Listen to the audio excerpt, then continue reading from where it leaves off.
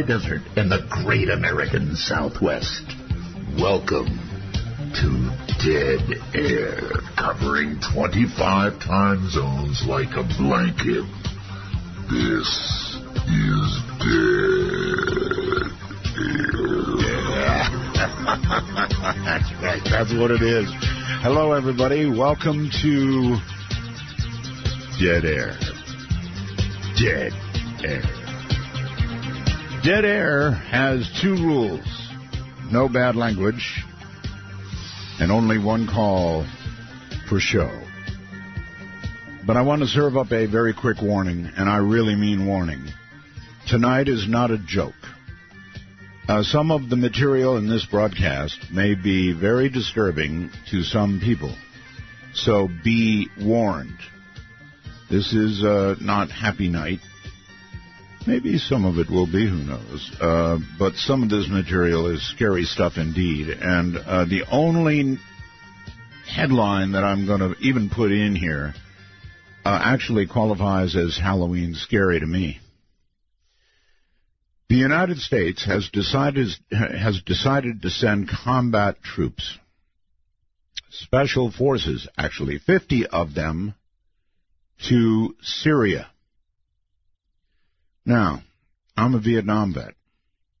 I know about mission creep. Trust me, I know about mission creep. Lots of the rest of you vets out there know about mission creep, too. So, this is the beginning of the war with ISIS. And that's Halloween scary, in my opinion, by any measure you can talk about.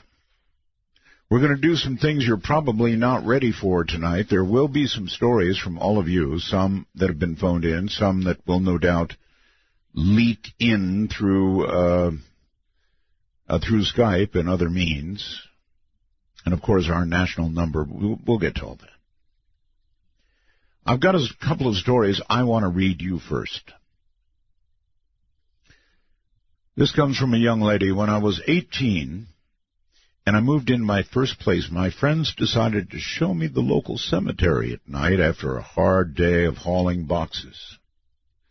It was a large cemetery with old graves on one side decorated with statues on the other side, a lawn with headstones of veterans in the area laid flat in the grass. The six of us walked down a path that separated these two sections of the cemetery, admiring the statues and pillars to our right. We arrived at a low stone wall around a family plot and decided to get a closer look, wondering aloud if it was really a good idea to visit a cemetery in such a creepy old cemetery at night. As one of my friends began reading the name and the dates on the headstones, another friend said, "I think there's someone over there." So we all turned to look, thinking we were about to be ushered out for trespassing. Well, I looked where my friend was pointing, and beyond the graves of the hundreds of veterans who were buried there, we saw a dim light about 100 yards away. In hushed silence, we watched as it moved closer. Soon, we realized this was not the authorities with a dim flashlight. As it moved diagonally across the veteran graves, we could see it was a gray, human-shaped figure. We began asking each other, "Do you see that?" About 50 yards out now, I could see a solid gray figure of a monk, hood drawn over his head, rope tied around his waist, hands folded into his sleeves as he floated on his course toward us. The closer this figure came to us, the more details that could be made out in the dark. As the monk appeared to give off a light of his own, I could see the shadow of a face under the hood, his knees bending under his robe with each step he took across the grass. Even the ends of the rope around his waist were swaying as he walked. I stared in disbelief, wondering what my eyes were truly seeing. I asked my friends to each point to it, to track its movement, to prove we were all seeing it. They did, but they were growing more frightened by the moment. The monk, now about 20 feet away only, full-bodied, 7-foot-tall apparition was going to cross in front of where we stood, as he did not appear to be changing the direction he was going. My friends all ran back to the car, screaming for me to join them. I stood, amazed, breath held, blood cold, and watched him slowly walk past me. He must have been 5 feet away, close enough to just walk up and touch. The details of his appearance I will never forget. He looked exactly like a Franciscan monk, but light gray and dimly glowing. My friends screaming for me in the distance, I watched him disappear into the rear wall of the brick caretaker house. This happened at the Greenlee Road Cemetery in Sonora, California, in the summer of 1994. That's from Heather. And then I got this one, and you should prepare yourself for this. When I was a young girl, and I was wild and crazy, up to things I never should have been, with little driving experience, not much sense, a little alcohol, a few of my friends set off for a joyride with me behind the wheel. Well, as the morning came, I dropped them off, and I was headed toward home, planning on dropping off the car somewhere close to it. I somehow ended up on a very busy street during a morning rush hour. My adrenaline, the alcohol, and a car I could barely drive. I hit an old woman who came out in front of a bus. So I stopped the car. The world spun as I saw her on the ground. I rushed over, and crying, I held her. I had no idea what to do. I kept telling her to breathe, and that I was sorry. I could see people calling for help. I draped my jacket around her, and she died right before me, looking into my eyes.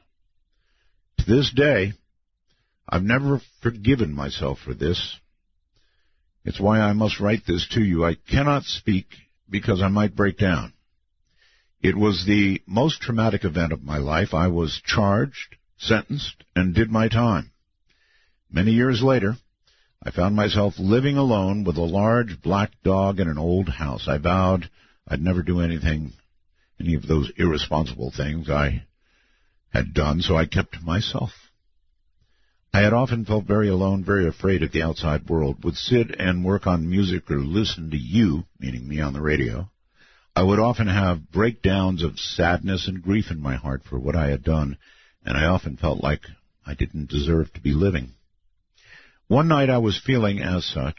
I was sitting on the edge of the bed, going through a box of my court papers, the newspaper article of the accident, and I broke down and crying so badly I almost couldn't breathe. I just thought, it's time to end my life. But then I felt something heavy touch me on the shoulder, something leaning up behind me, holding me, a flash of this old woman's face. That woman I accidentally killed, but not in the way I had seen her on the street on that horrible day, but a gentle, sweet lady holding me. And I was not scared at all. She comforted me. There were no words. I never turned around to see her, but I felt her, and I knew her for that moment. It seemed to last a long time. I felt like I had cried for years and years of sorrow, finally out of me that night. But I stopped feeling alone. For the first time in about 10 years, this experience has forever changed me and the way I see the world, people, and learning to forgive myself. I strongly believe that having such a traumatic moment like this sort of intertwined our spirits for some reason, and I have no idea what that reason is. But not a day goes by that I don't think of her or those moments. It's a couple to just sort of start us off. I've got a couple of people on the phone. It's going to be a difficult night because I'm going to be like a one-armed paper hanger. We've got a very great deal to do coming up in a moment. Barbara Macbeth she's actually independently researched and studied spirit and ghost phenomena for over 50 years. She has conducted lectures, presentations, conducted ghost tours at locations where the ghost phenomena has been experienced by many different people over many years. She's also been a co-spokesman on behalf of the Ghost Investigators Society. You know them well, in a USU documentary on television and radio. Barbara will be with us alone tonight. You will hear things you have never heard before. Only perhaps 2 or 3 of the ones we have ever been aired. Barbara's leery of anybody who claims to be a so-called expert in any aspect on the subject of ghosts and hauntings. She believes there are too many unknowns about it. Anyone can claim a title. She believes that a ghost is the essence or conscious soul of a person who has lived on this earth. A ghost had a physical body, but the consciousness continues after death. She believes that whatever kind of personality we have, while we are physically alive, continues and is still retained after physical death, or at least fragments of it. The EVPs that have been recorded have every range of emotion and personality which clearly comes through those recorded strange-sounding voices. In addition to the fact that Barbara is with us tonight, I would like to point out that if you go to artbell.com, click on Barbara's photograph, several photographs gathered by the GIS are up there for you to peruse. That said, let's take a very quick break, and we'll come back. But once again, ladies and gentlemen, I'm telling you, this will be disturbing material. Consider this your final warning. I'm Art Bell, and this is Dead Air.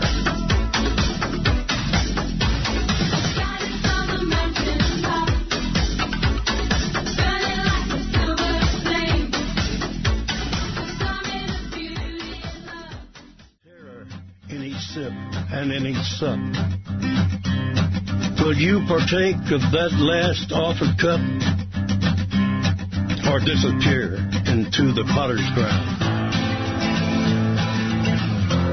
when the man comes around? Welcome to Dead Air. Take a walk on the wild side of midnight. From the Kingdom of Knives, this is Midnight in the Desert with Art Bell. Please call the show at 1-952-225-5278. That's 1-952-CALL-ART. All right. Here's the deal. If you've got a really scary ghost story, call me. If you don't have a good scary ghost story, don't call me. If you've got a really good scary ghost story and it's short, call me. If it goes on forever, don't call me. We sort of need to get it on and get it off because we've got a lot to do tonight. Same goes for Skype, of course. So here we go. National number is 952-225-5278.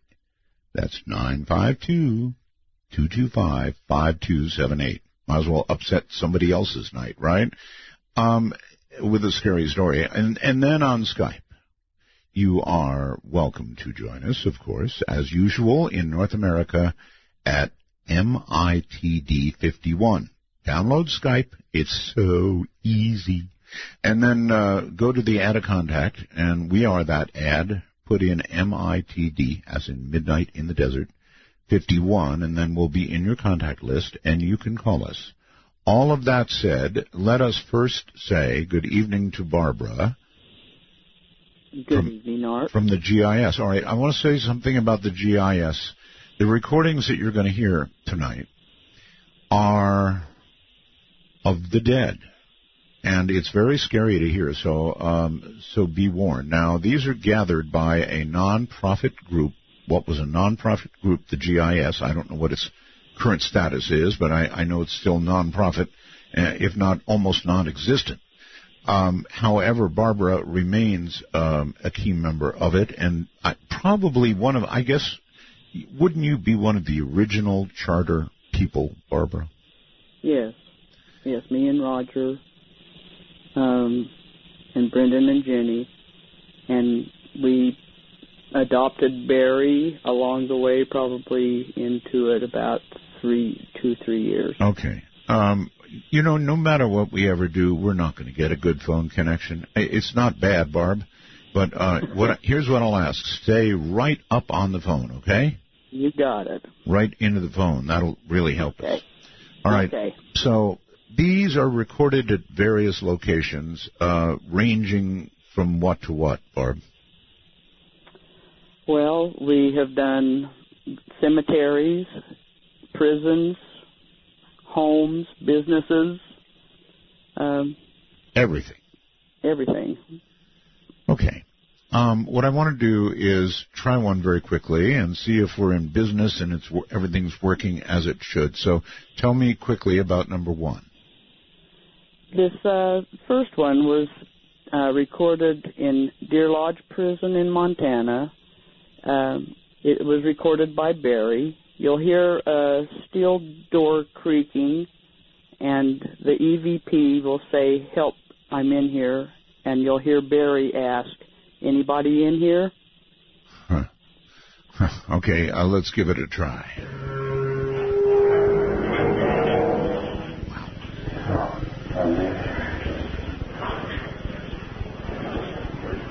Anybody in here?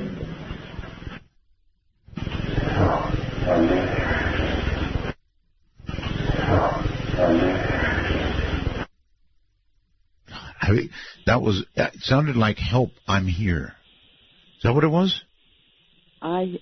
We hear, "Help, I'm in here." Help, I'm in here. Yeah, help, I'm in here. Sure enough. I hate to do this but I have no choice. Again.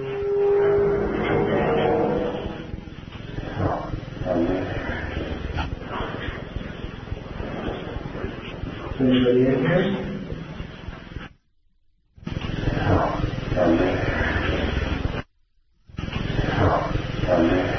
Oh, God, no question about it. What's the theory, Barb? Do you think that this man might have died in jail? I believe if he did not die in that prison, that's where he returned after he died. Really? I believe his spirit is still in that prison. That's creepy. It's a horrible thought, is right. In other words, you do your time, and you do your time. Gee, maybe he didn't do enough time, or he passed too quickly, so cosmically up there they made him continue to do time, huh? That might be just where he lived most of his life. That might be all he knew. Okay. I can't imagine prison being a very happy place in the first place. So it seems like, to me, this is my own theory, but I think that people return to locations that they haunt that they were connected to in life. All right. Well, we have a richness, many of these not played ever on the air before from the GIS. So let's quickly move on to the next one. You do the setup. This one was pretty interesting. We had been told at the Deer Lodge that there had been a riot, prison riot in the prison. It was approximately about 1959, and the warden had been killed. And there was 2 of the prisoners that was up in this prison tower, and the police, sheriffs, and people that were trying to get this riot under control fired a grenade up into this tower where these 2 prisoners were that were hiding out, that were holding out. And while we were investigating this prison, you're going to hear Barry and Brendan. They were underneath one of these massive towers of the prison, and you'll hear Brendan remark, "You got to think right here is where they brought those 2 bodies down from up there." Pointing, right. He pointed up to the tower. And directly after that, you'll hear this EVP say, "My 11th year." My 11th year, really? Okay. You got to think right here is where they brought those 2 bodies down from up there. My 11th year. My 11th year. That was very, very clear. Very clear.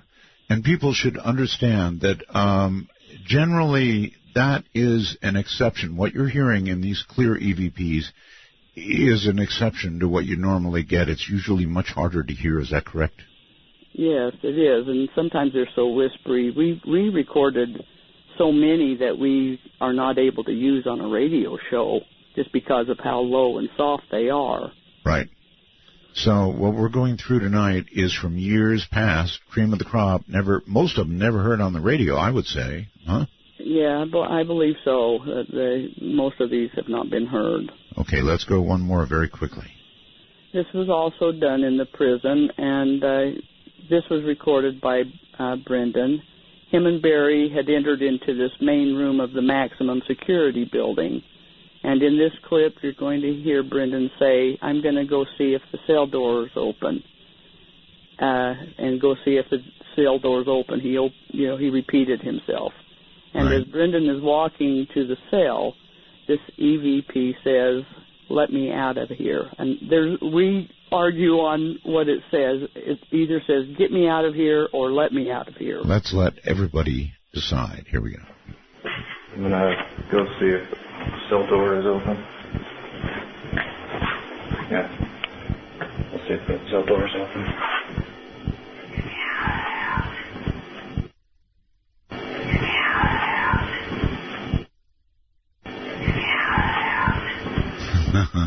I think it's let me out of here.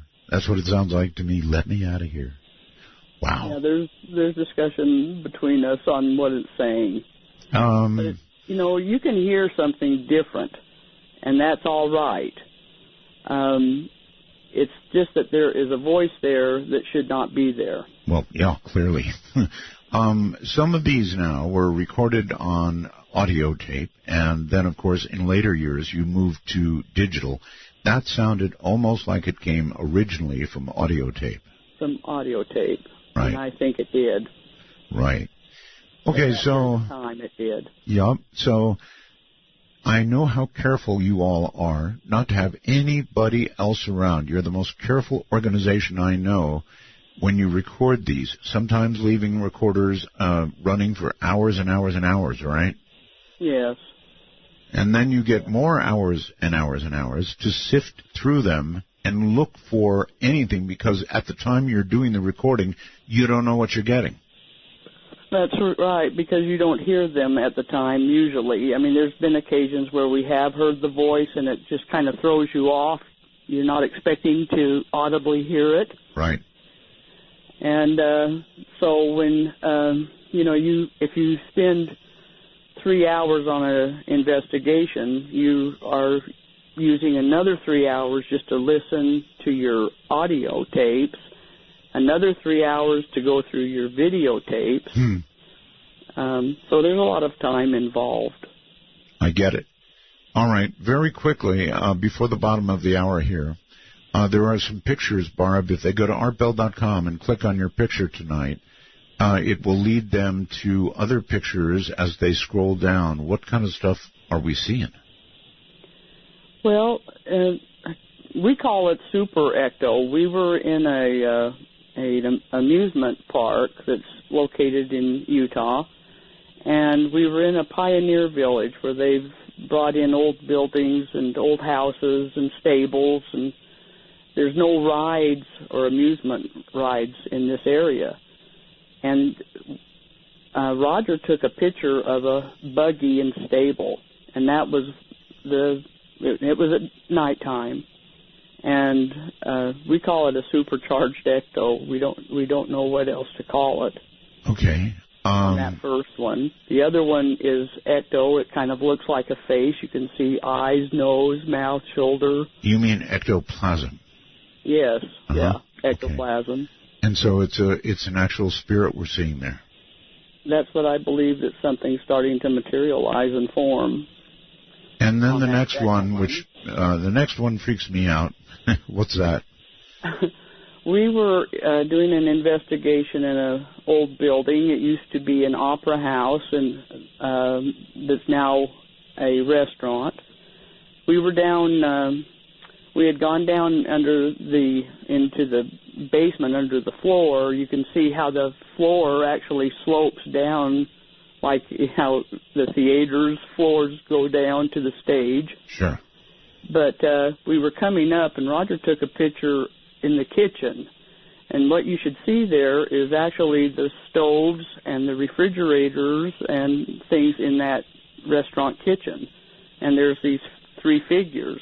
Roger calls them my 3 sons, but there's 3 figures there that shouldn't be there. All right. I'm not wild about it, but what a photograph. All right. Hold on, Barb. We're at a break. You've got a good long break.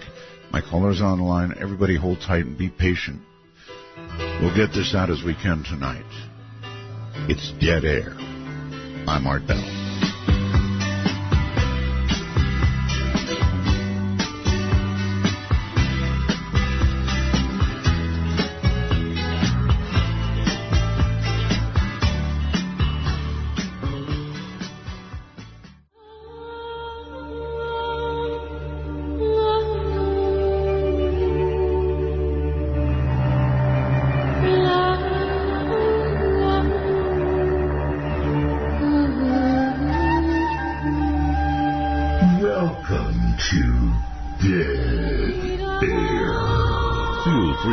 Sniff our packets. Then, with a smile on your face, please call the show at 1-952-225-5278. That's 1-952-CALL-ART. Good evening. I'm going to warn you again, a lot of what you're going to hear is really going to be frightening because it's real. So, please be wary. Please keep the children away. And, oh, by the way, hi to Bobby and Cagayan de Oro. Way down in the Philippines. That's my wife's brother, and I wanted to say hello. Now to the phones we go, and hello there. Thank you so much for holding so long, and welcome to the program. Thank you, Art. How you doing? I'm doing well. What part of the world are you in? Well, I'm in New Jersey now. I just moved here. I recently retired from Las Vegas Metro Police in July. Oh, you were one of ours. Yes, yeah, for 15 years. All right, so tell me what happened. So at the time, this is a few years back, I was working for a team as a saturation team, and we're 2-man units. Usually Metro's single man. Mm-hmm. And we were down on the strip working on a Friday, and it was busy, and me and my partner were tired, and we just kind of wanted to go chill out. So we jumped in the car, and we took off towards Lake Mead. And as we're going down, we didn't get all the way down to there. We got to about Boulder Highway and Lake Mead, and we pulled off, and there's a road called Pabco Road, and that road actually goes all the way around out to the desert. Mm-hmm. So we pull off into the desert, and we kind of just pulled around and turned the lights off and just turned on the parking lights and just sat there and started chilling out. Now I'm driving, and my partner's sitting there, and he's on his phone, and as I'm looking, just illuminated to our right, I see somebody walking towards us. And I said, oh, man, we just didn't even want to get bothered. So this person's probably about 25 yards away, and they're walking from my right to left. Yes. So I tell my partner, I'm like, hey, heads up, there's somebody coming. So he looks up, and we see, as he's getting closer, we see a female. She's probably about 12 to 15 years old, short brown hair, and she's dressed in like 1950s. It almost looked like a poodle skirt or something. It was kind of light brown. And so now she's walking in front of us, and she's right in front of our car, and she's not looking at us. And then as she gets to about past my window, I look down, and she doesn't have any feet. And she's just walking by, but I can see her skirt moving. With no feet? No feet at all. God, I didn't even pay attention to her. What is when a law enforcement officer sees something like this, what do you do? Well, well, my partner goes, is that real? I said, I don't know. Well, by the time I turned the spotlight on, she was gone. There was nothing there. We're in the middle of the desert. They're not even scrub or anything. It was like a construction area. I take it, though, she was close enough, you got a good look. Oh, I could identify her in a lineup. And in fact, I'll tell you how busy we were. That happened, and we kind of just like, okay. I mean, it's Las Vegas, and we deal with that kind of stuff. It's kind of weird. So, I don't want to think that, but okay. Well, so we go on about our day. And I actually kind of forgot about it because it got really crazy that night. And about a couple weeks go by, and we're in briefing. And they do electronic briefing where they show it up on the wall, and, you know, they're going through the slides. And Las Vegas Homicide just came out with a thing where they wanted us to review all the cold case files. Right. So they're coming up, okay, this week's this week's that, this week's that. And I'm, you know, no one's really, we're kind of paying attention. And they popped this one up, and as soon as I saw the picture, I was like, that's the girl we saw. Oh, my God. I didn't even read the rest of it. I was like, she was murdered in Henderson. I know she was. It had been near Boulder Highway and Papco, and I looked at it, and sure enough, that was her. When had she been murdered? Did you obviously you looked into the date? I'm sure. Yes, it was 1975, and they don't know exactly where she was murdered, but she was found out by the Henderson Ponds near there, and I guess she was last seen walking down Boulder Highway. Well, they do say that, people who go in that violent way tend to be stuck here somehow or another. That's some story, brother. It was, and my partner happened to be off that night, and I texted him the picture of that girl, and he freaked out. Oh, my God. Do you still keep in touch with your partner then? Yeah, in fact, he was just texting me, and I told him to listen. He's still active duty out there, so hopefully he won't have to go through a psychological eval after this, because they're going to figure out who this is. I'm sure they will. I so appreciate your coming on with that story, and I can understand why you'd be hesitant to tell it, and you would never tell it on active duty. No, never. Wouldn't want to make out that report. No, never. I thank you, my friend. All right. Take care. Take care. Let's take one more quickly. Hello there. You are on Dead Air. Good evening, or it's Ed from New Jersey. How you doing? Hi, Ed. New Jersey, back to the East Coast again. All right. Good to be talking to you again, sir. Okay. Well, my story takes place in the mid-'80s. I was about 10 years old. I was at a buddy's house after school. His father was doing some yard work, and digging pretty deep for what he was doing. And he came across something, didn't know what it was, ended up being a coffin. A what? A coffin. A coffin. A coffin. Oh, now, this God. This was the inner city in New Jersey. Homes were from the mid to late 1800s, early 1900s.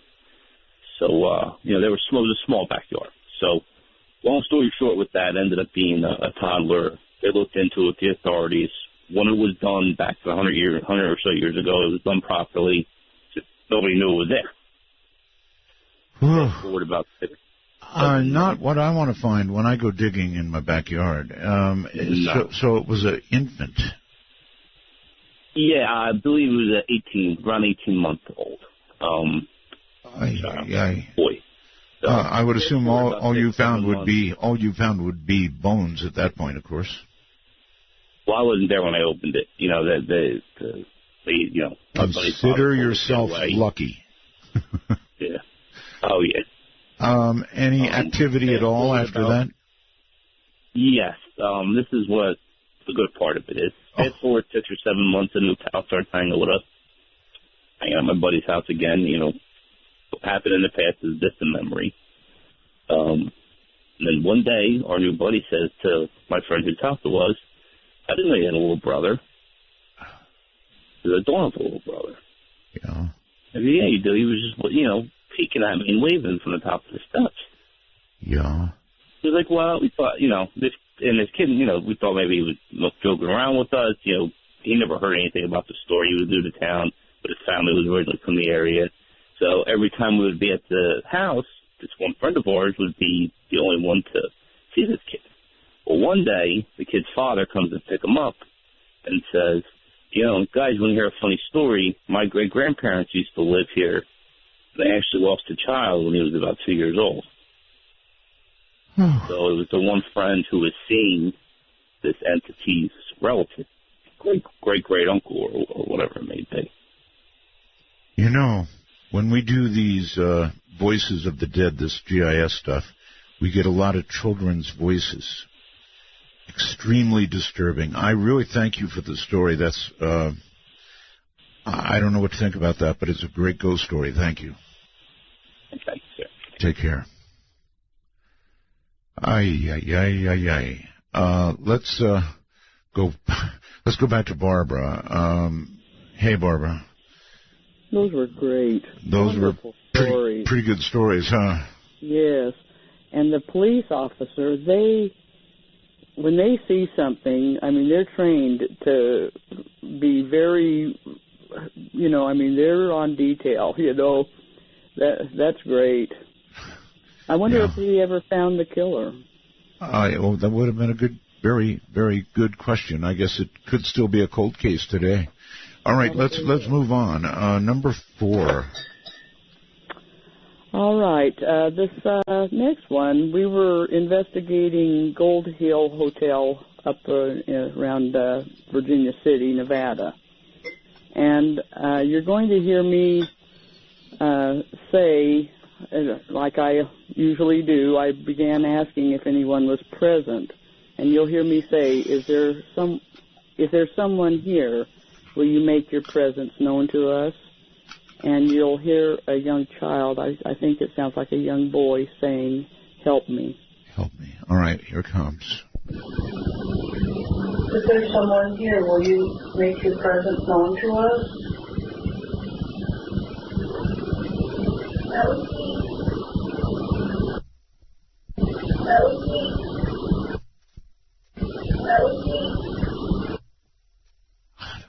Man. Okay, so that was a child's voice. I'm very curious about the electronic accompaniment. Any idea what that was? No, I have no idea. It was kind of an odd sound that went with it, huh? Mm-hmm. Yeah. You could still hear it well. There is nothing that bothers me more than hearing the voice of a child that's passed. And it's because I guess we all feel children should go immediately without passing go up to where it's good, right? And it just makes me question why we get so many children's voices, because we never ever have allowed children to be with us. Of course. All right, let's do another one. We've got so many, so... This one, you will hear Barry talking to Roger, and Barry is kind of harassing Roger, and they're talking about some movie. We can't even remember what movie he was talking about, but he says, I think you've seen that movie at the LDS temple, that he said to Roger. And you'll hear Roger say, they do have some good shows, though, and then a man's voice says, kill them both. Kill them both? Okay, here we go. I think you've seen that movie at the LDS temple. They do have some good shows there, man. Kill them all. Kill them all. Kill them all. Huh. I'm not sure what that noise is. I don't know either. Well, let's actually close things up and try it again. That was, I believe, number 5, right? Yes. So let's see what number 5 does now. That's still there. I think you've seen that movie at the LDS temple. They do have some good shows there, man. Kill them all. Kill them all.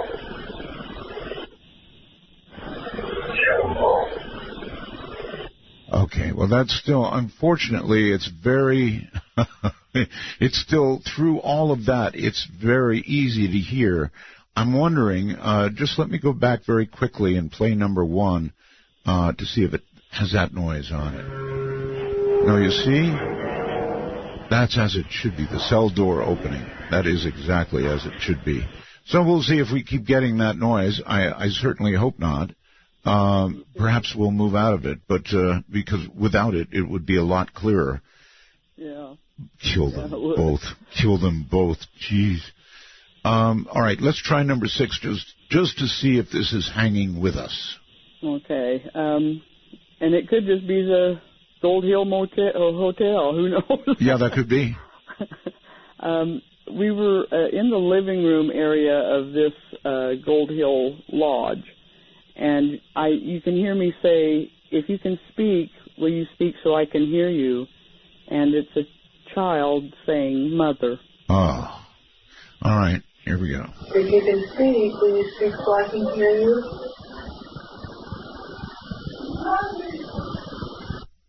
I don't know. Mother, yes, Mother, but I just don't get that sound. And we'll kind of examine during a break coming up what that sound is. In the meantime, let me quickly go to Skype and Israel. Hello, Israel. Yes, hello? Hi. Do you have a ghost story for us? Yes, Mr. Bell, I have a very good ghost story for you. Fire away. Okay, let me get comfortable here, and I'm kind of nervous, so let me take a deep breath. Deep breath, yeah.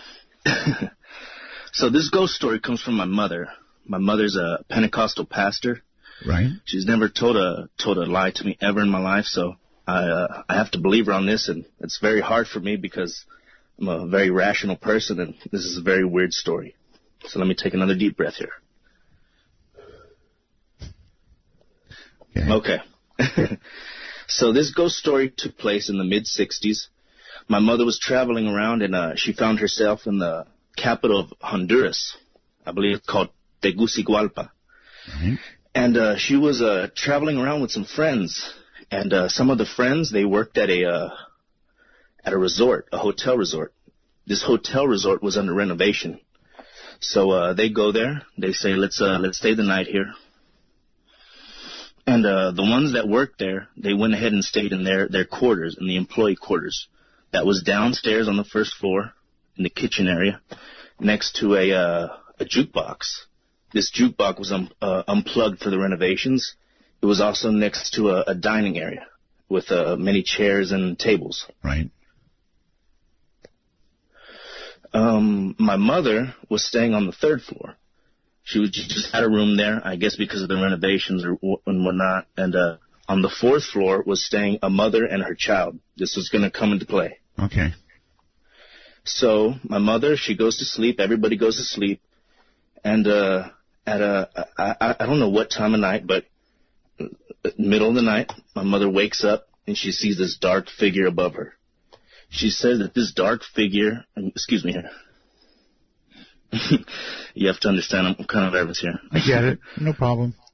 So this dark figure above her, it's wearing 1920s, early 20th century tuxedo kind of thing.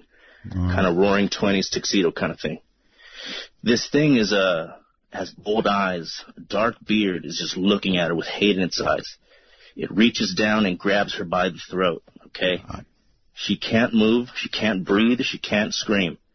She tells me that after a while, she I don't know how she got the courage and the power, and she just broke free from this thing. And she ran out of the room. I mean, understandably. Yes. And she ran downstairs, and when she got downstairs, she found everybody awake. The people downstairs said that they had heard the jukebox going off. They had heard the tables and the chairs moving around and a lot of commotion, like if people were there. Of course, this is under renovation. There's nobody there. Sure. So they're there. Of course, they're freaked out. And then all of a sudden, they start to hear the baby crying. They run up to the fourth floor. They can't open the door. My mother tells me that the mother had left the baby in the crib, had locked the door, and had left for some reason. Yeah, I mean, Mother of the Year, right? Right. So they force the door open. And when they force the door open, they find the baby on the floor on a neatly laid out blanket. Someone had just laid out a blanket neatly, put the baby on top of it. Yikes. Yeah, and when they tell the mother said, no, the baby was in the crib, I locked this door. And, of course, everybody is very freaked out. Of course. So they all come to the agreement that they're going to sleep in the same room, and they're just going to sleep out the night. See, that's very rational to me. I would too. Yeah.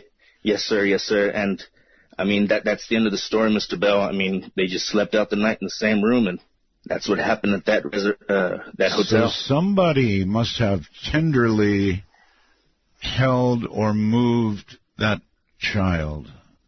How in the world could anything like that happen? It's very weird, and like I said, I'm not the type of person to believe this, but this comes from my mother, who's never lied. She's a Pentecostal pastor, and it's very hard for me to... Oh, I believe you. I just don't understand or even begin to understand the forces involved. And in hearing the voices of those who have passed, as we've been doing, is really, really creepy to me. Oh, and Mr. Bell, if I can add, I remember an old show with the GIS that they had the bathtub, if you remember. Oh, it really freaked you out. How would I ever forget that? That was a very good episode. The show. The drowning, I believe. Yes, sir. Yes, that's what it was, and that freaked me out. That's why I remember it. Okay. All right. Thank you very, very much for your story. This, of course, is Dead Air.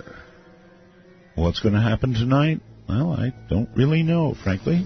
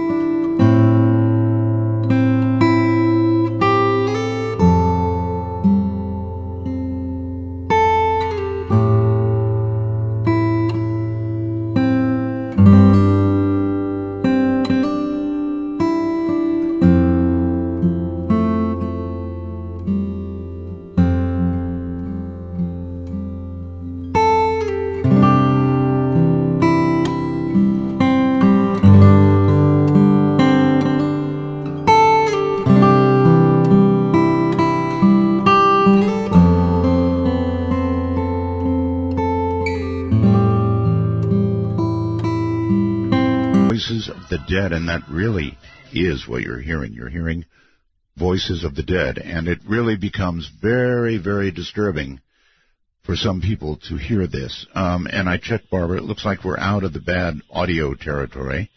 That those just had it on it. So number 7 coming up. Tell us about number 7. This was at a mortician's home that he was having activity, and I always felt like something had followed him home from work. And you're going to hear him. We were up in his son's bedroom where a lot of activity was taking place. And you're going to hear the mortician say, "Can you see him while he's here? Can you see the lights?" And you will hear a voice. And we have a dispute on what it says. Some of us think that it says, "I don't know if I want to live," and the other one says, "I don't know how I'm going to live." Okay. So I guess first choice would be, "I don't know if I want to live." Here we go. Can you see the lights here? Can you see the lights? No, I can't live. No, I can't live. No, I can't live. Oh, man, that's clear. I don't know if I want to live. I think that's very clear to me. Is it? How does somebody on the other side,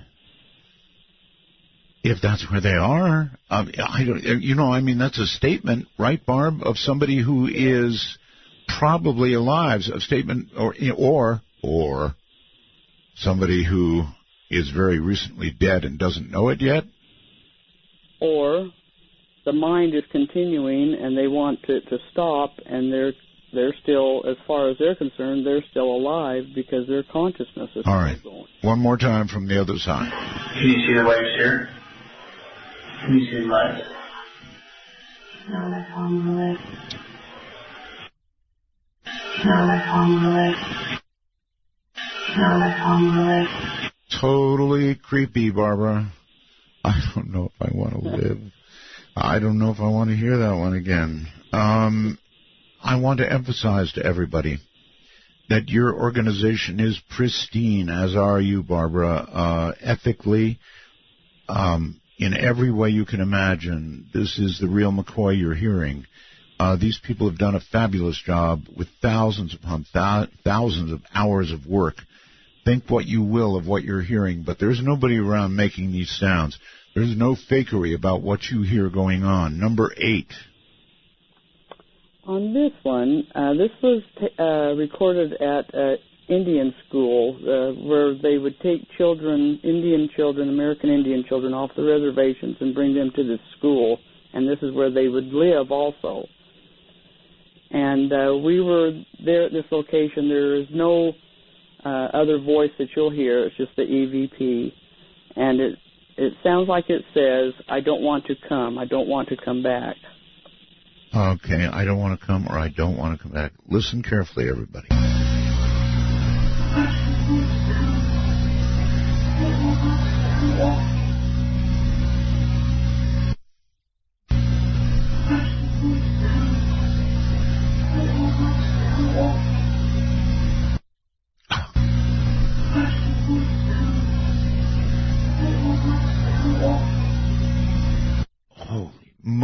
Holy moly.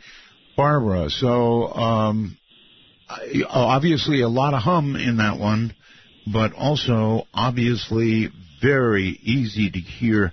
I don't want to come. I don't want to come back. That's exactly what I hear. Now, maybe that is suggestion, maybe not, but it sounded extremely clear to me. The hum was the only problem with it. Very sad. Very sad. Yeah. I don't want to come back. I don't want to come. I don't want to come back, which could mean, I don't know. Do you, after you get these, Barb, particularly these disturbing ones, do you try and analyze what they might have meant? Well, it could mean so many things. To me, the Indian school wasn't a very happy place for those Indian children to be. They weren't allowed to speak their native tongue. They had to speak English. They couldn't practice even their religion at this location. So it was a very sad place. Okay. How do you maintain your composure, Barbara? I guess you've done it for years, but still in all, hearing this stuff puts a big chill down my spine. So how do you maintain composure? Well, it's something that I have never been afraid of this. Just my upbringing, I'm very used to this kind of thing. The thing that's different is the technology that is allowing me to be able to hear the things that I'm able to record. Sure. Okay, let's go on. Let's go on. Number 9. This one is Brendan. This was at a mausoleum, and you'll hear Brendan say, "Hello, is anyone here?" And this EVP was recorded. It's cold. It's cold. Yeah, cold. Here we go. Hello, is anyone here?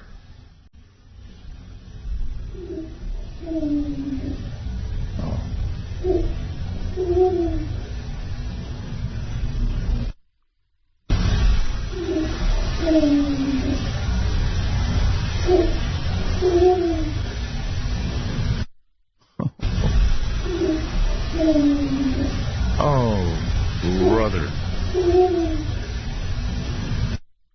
That is too clear. That's either a child, I'm guessing, or a very young, I think young child, maybe 12? That's what I think. I think it's a young child. So, what do we conclude, Barbara, I ask you for the 10 millionth time, from hearing these children talk from the other side? It just doesn't make sense, Barb. No, it doesn't, and I can't I can't give you an answer. I don't know. They shouldn't be there. I'd be lying if I said I knew. Yeah, they shouldn't be there. That's what I would say. They should not be there. Okay. All right. Hold tight for a minute, Barbara. Let's try a ghost story from Skype. These have to be good ones. Hello, you're on the air. Hello? Hello. Hi. Hi again. I just want to start. I'm from East Hampton, Massachusetts. Okay. I just want to start by saying that I have had lucid dreams before, and I have never had sleep paralysis, and what I'm about to say is none of these things. Okay. I was about 7 or 8, and I was sent to bed early. I was being a bad kid, as I did at that time. And I was sent to my room, so it took a while to get to sleep. But when I did, around 9:30, I was woken up by a woman screaming. Wonderful. It was not my mother. My grandmother had passed away at the time.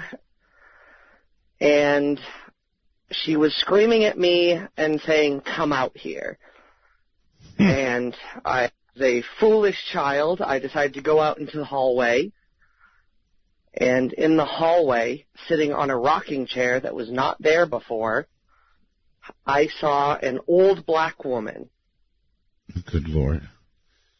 And this old black woman began to yell at me, telling me how I had let my family down, telling me how I was a bad person, and I maybe lasted 4 seconds out in that hallway before I ran back into my bedroom. Yeah, okay. Well, you know what? My first reaction would have been not to run out into the hall where the screaming was, but to go under the covers where perceived safety was. As a 7-year-old, I must have thought that you were being whatever ordered. happened to me, I'm safe because my parents were in the hallway right across the way. Wow. Okay, well, I don't know what to say about that, except you were one brave little 7-year-old. I'm much less brave now since then. I take it that eventually this older black lady was just suddenly gone? Yeah, never again any haunting things in my house. My mom used to say that my godmother was there when a wine glass broke, but I never felt the same feeling of this woman since that one time. I'm sure you're not looking forward to it again. So, listen, thank you very, very much for the call. I appreciate it, and I appreciate the brevity and the particularly scary nature of the call. Okay, so let's take one more, shall we? Very quickly. Let's go to the phone line and say hello, you're on the air. Hi, this is Wendy in Sequim, Washington. Hi, Wendy. Barbara's listening to your story as well as am I, so go ahead. Okay. Well, this starts off with a Ouija board, and my brother was living in a house which was a very large farmhouse originally in a part of California called Rancho Cucamonga Upland area. Oh, yes, I know it, yes. Yes. And anyway, there was like 6 or 7 different apartments in the place that he stayed, that he lived in, that had all been carved out of this house. And he was using a Ouija board and started to communicate with this something he wasn't aware of what it was, but he was being alarmed that there was something in the house that was in danger, that there was going to be a bad thing that was going to happen in the house, and was driving him in his dreams, even when he wasn't on the Ouija board, to trying to find out what this was. He finally started to get a sense that there was a family living in the house, and the father had been really abusive, and there were like 6 or 7 kids, and apparently the 2 smaller of the kids were abused. I don't know exactly to what extent or all the details on that, but anyway, the house was a place that was very sad because also at some point later the house had to be sold. My brother looked all the records up on the house later, the house had to be sold, and so actually because it was a depression, people often took their riches and they buried them someplace in these homes, thinking that they would be able to come back to them. Sure. And so there was this big treasure in the house, is what this Ouija board was telling him. And there was different players that were different roles coming on the Ouija board. One time it was a little girl. One time it was the father who was very abusive and angry. And so it was a huge drama playing out, you know, with my brother and this Ouija board. In the meantime... So what was he trying to do? Different times reach back and get the same person so he could find out where? Yeah, he was really sucked into the story. He was curious. He felt, the other thing was he always appreciated something older, you know, the heritage part of life. Yes. And not very many people do that, really. So because he was sensitive to that, he appealed to them, and they appealed to him. And he was also lonely and living alone. And I think that probably didn't help things either. But there was just this wanting to reach out and communicate. Okay. Anyway, on with the story. So anyway, he does eventually is driven. He tells the landlord he's worried. There's some kind of he thinks maybe it's an electrical problem. You know, he's trying to solve it like Sherlock Holmes, right? You could call it an electromagnetic problem, I guess. Yeah. So anyway, of course, I think he's he tells me these stories. I believe that he's sane. I don't think he has. I have no reason to believe that he has lost touch with reality. Okay. Let's just put it that way. That's fine. Anyway, so he finally ultimately does get the landlord to start looking around. And they do find on a very hot, there's this really urgent messages from the Ouija board telling him, time is of the essence. You must, driving him to tell, to find out what's wrong so the house doesn't burn down. And that's what they're trying to tell him. The house is going to burn down. He doesn't know why. He's terrified. His whole place is going to burn down. His birds, maybe the spirit was worried about the treasure. Well, that's kind of a twist about the treasure. So you're getting hot there. I'm sorry. Proceed. You got the good guts for these kinds of stories, don't you? After all these years. Anyway, so the landlord does, okay, you're crazy, but I'll go and I'll look around, I'll check everything. So sure enough, 100 plus, how hot it gets out there, right, regularly. Sure. And it's an old house, 100 plus years, well, not quite 100 years old, but it was pushing 100 years old. Lots of little hacks everywhere to make it in the Depression so people could rent it as an apartment all over the place, right? So it was probably Chevy parted, if you will, if anyone knows what that means still. So he goes up to the attic, and it's over 110 degrees in the attic.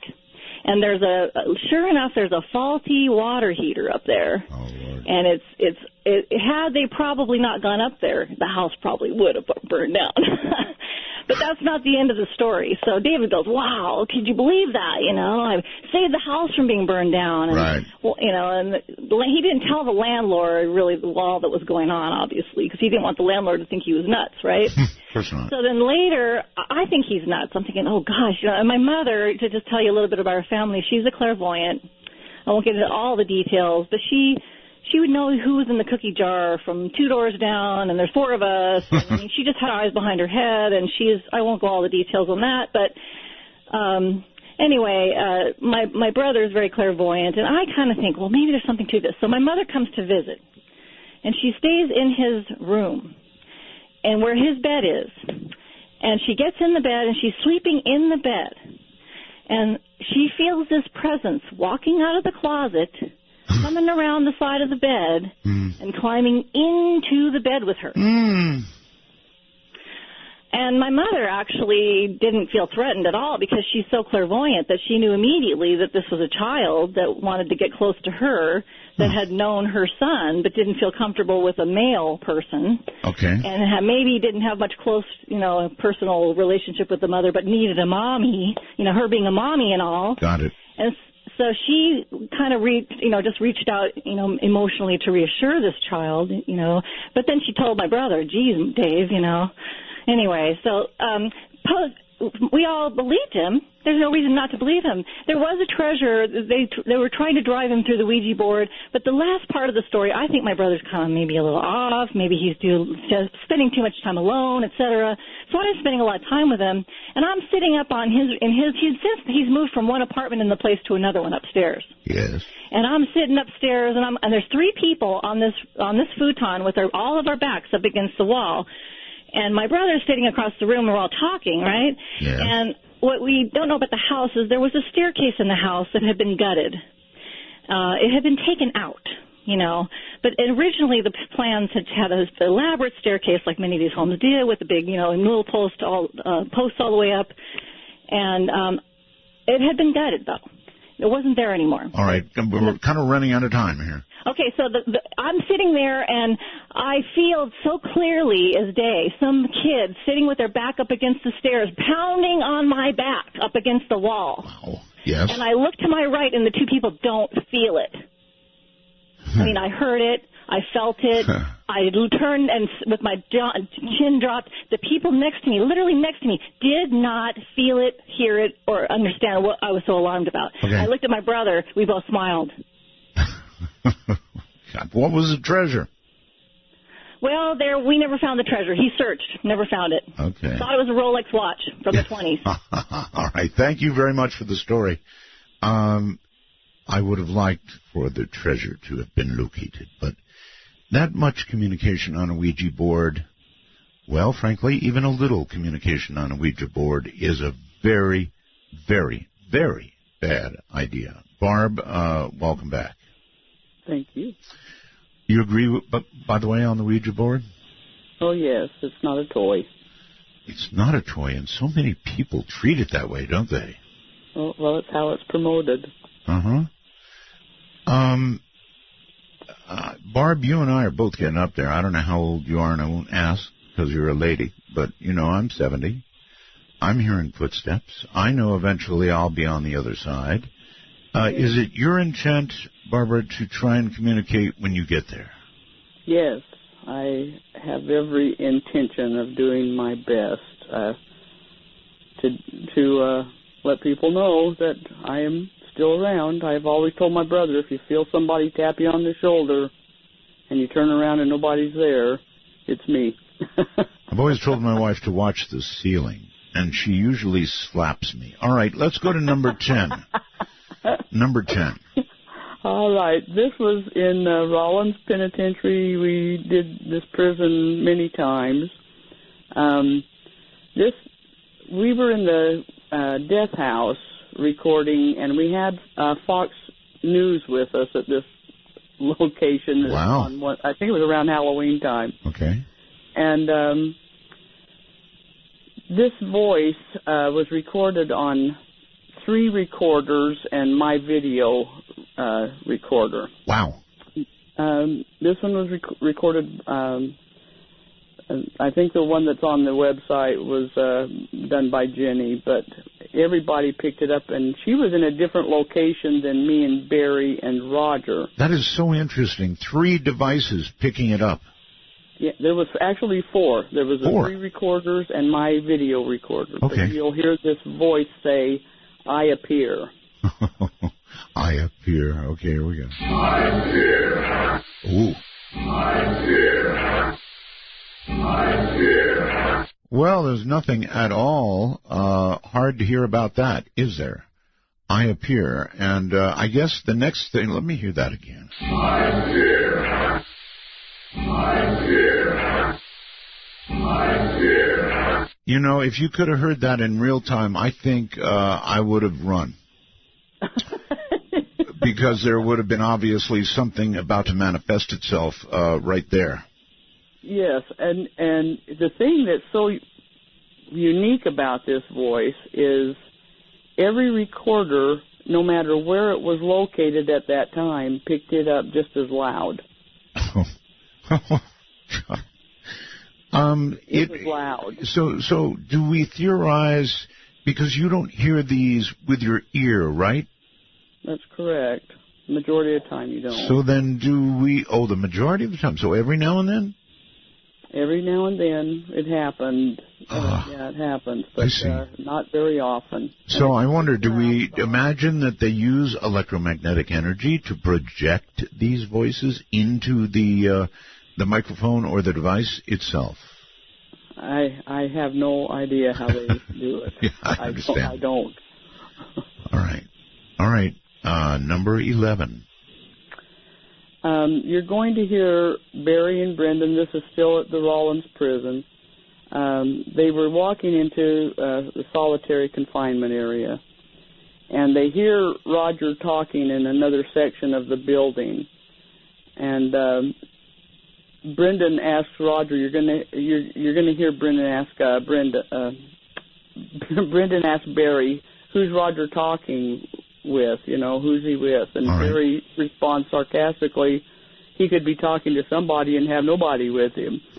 and the voice that recorded, it sounds, it's upset, and it says, "You lose again, coward." Really? Okay, here we go. Who's Roger with then? Who's talking to somebody? He could be talking to somebody and have nobody with him.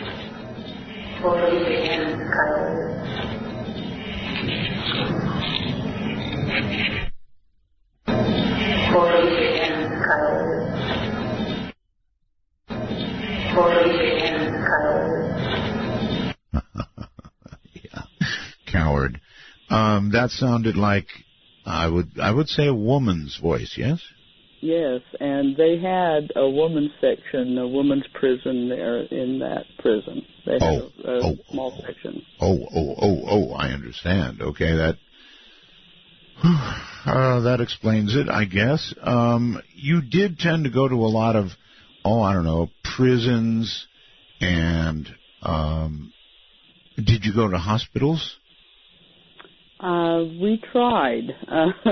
In fact, there was one that was being torn down, and I thought it would be an excellent place to go because I had had so many employees of that hospital and patients of that hospital tell me how they had seen a woman in red in the original intensive care area. And so I waited until they relocated all the patients and all the machines and all their stuff out of the hospital, and I had approached the members of their board of directors if we could conduct an investigation there before it was torn down. I would imagine in years past it would have been easier. All the attention now to the paranormal, TV shows, radio shows, investigators crawling all over the place. Yeah, exactly. It was a lot of years ago before people were really doing this much of it, because now I'm sure there's a lot of no's that are given out. Well, yeah, they would not let me do it, even though it was being torn down. Do you believe, Barbara, that the collection that we're hearing tonight, and so many more, so many more, are evidence, absolute evidence of people who have died? To me, it is. I don't know how else, how it could be explained any other way. To me, I have no doubt about life continuing. Your body, you might be dead, but you continue. Yeah. Okay. Let's do another one, if we dare. I believe this would be number 13. No, this is 12. This is 12. Okay, there you go. I'm wrong. Sorry about that. That's okay. You're going to hear Brendan. He's talking to the prison director, and you will hear her ask him, what do you do with it? And she's referring to CDs that he had made for her while we had been at the prison previously. Okay. And he responds and he says, I've got it because I make backups of all of them. And a voice joins the conversation and says, I have to go now, I'm dead. Oh, my. Okay, here we go. What are you doing? I still got it, because I make backups of all of them. You have to go now. And, you have to go now. And, you have to go now. And, that one is shockingly clear, I'm afraid. There may be some people who have a problem with it, but I'm not one of them. I have to go now. I'm dead. One more time. I've got to do this again. What are you doing? I still got it, because I make backups of all of them. You have to go now. You have to go now. You have to go now.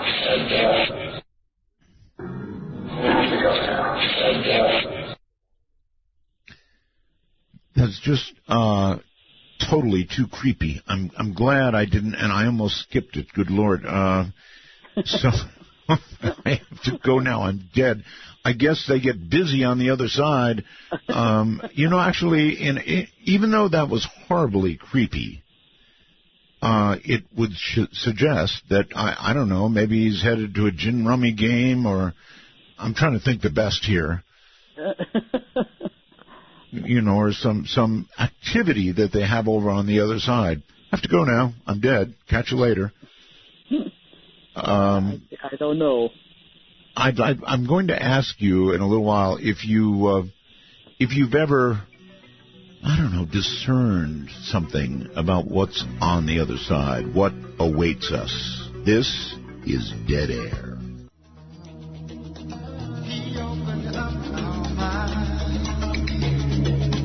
And I still can hear him say, oh, talk to me. Don't you care what's going on? Welcome to Dead Air. To reach Midnight in the Desert via Skype worldwide, if on a computer, please be sure to use a headphone mic and call MITD 51. That's MITD 51. And so it continues. Good evening, everybody. I'm Art Bell, and this is Dead Air. Indeed, mid-warning, this is rough stuff. You're hearing the voices of the dead. That's right, the voices of the dead. This is the GIS that has done the work for you over many, many years and thousands of hours of recording, transporting themselves to locations where they thought they could get things, and getting them. And here is, once again, Barbara Macbeth. Barbara, welcome back. Thank you. Let's do a couple and then a couple of ghost stories. We're sort of just jumping all over the place tonight, so I'm taking it. I hope you're keeping track with me.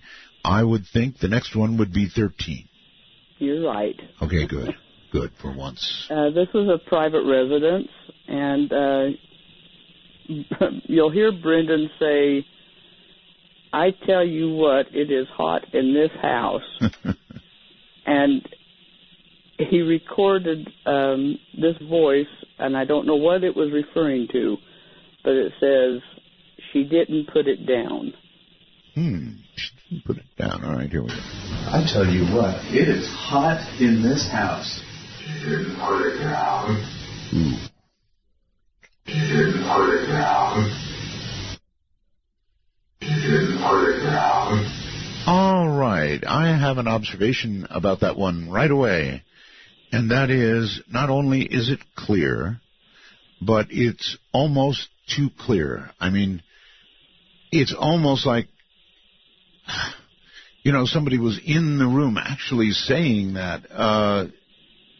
Of course, we have no idea what it means, and I trust you implicitly, Barb, but if I didn't know better, I'd say that's, like somebody in the room. That's how clear it is, although there is a certain sound that comes with it. It's a little bit unnerving, huh?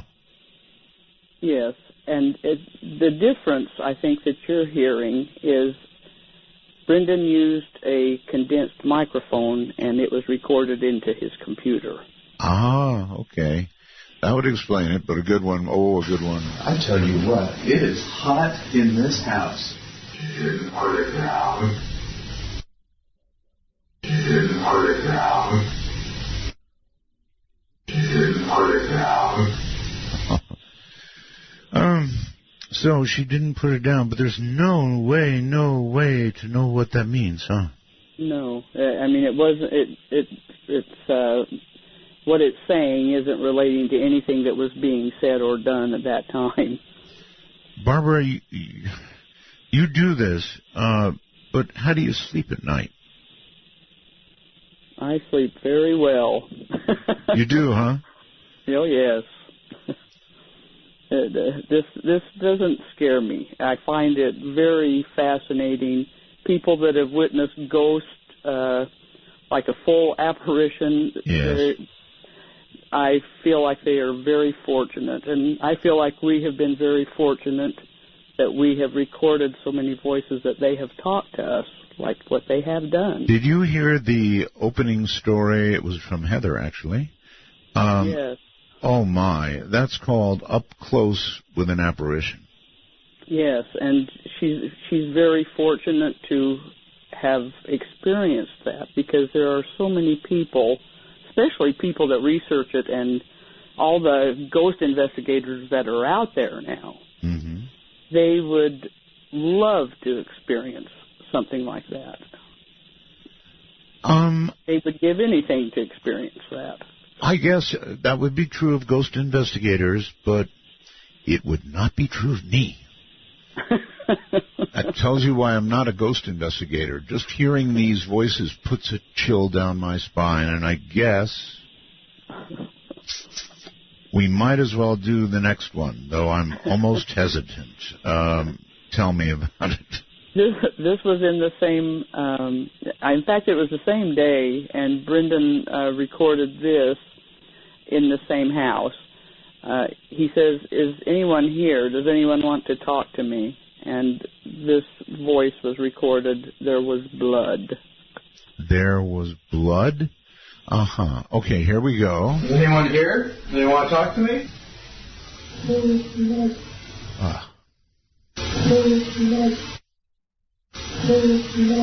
Oh, good Lord.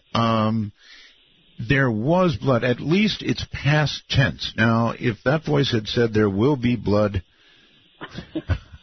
it wouldn't matter. I mean, you don't hear it until you get home. But if it had said there will be blood, then I guess I'd count myself lucky that I got home at all. Relax for just a moment, Barbara. God, that was awful. On Skype, we have Katie. Do you have a good ghost story, Katie? Yes, sir. Okay, proceed. First off, I just want to tell you I love you.